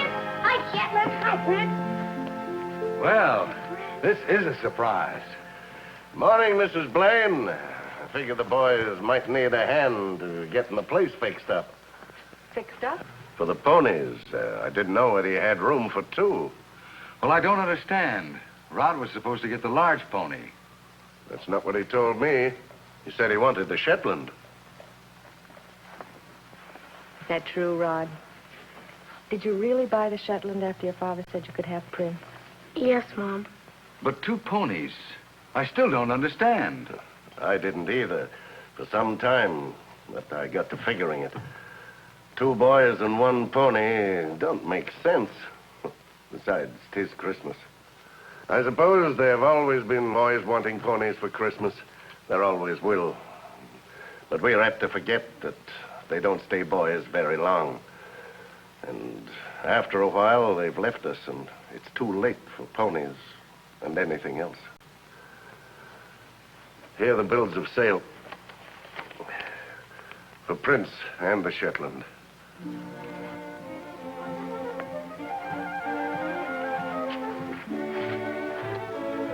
I'm a little ashamed, Austin. Ashamed of resenting your sister's gift to Rod. But I'm so terribly happy to know that Rod's love for all of us was so great. Well, now then, cut that out. If you know what's good for you, you'd better shine up to your new master.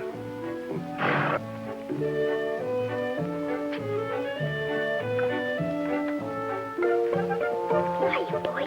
Hi. You're beautiful. Yeah.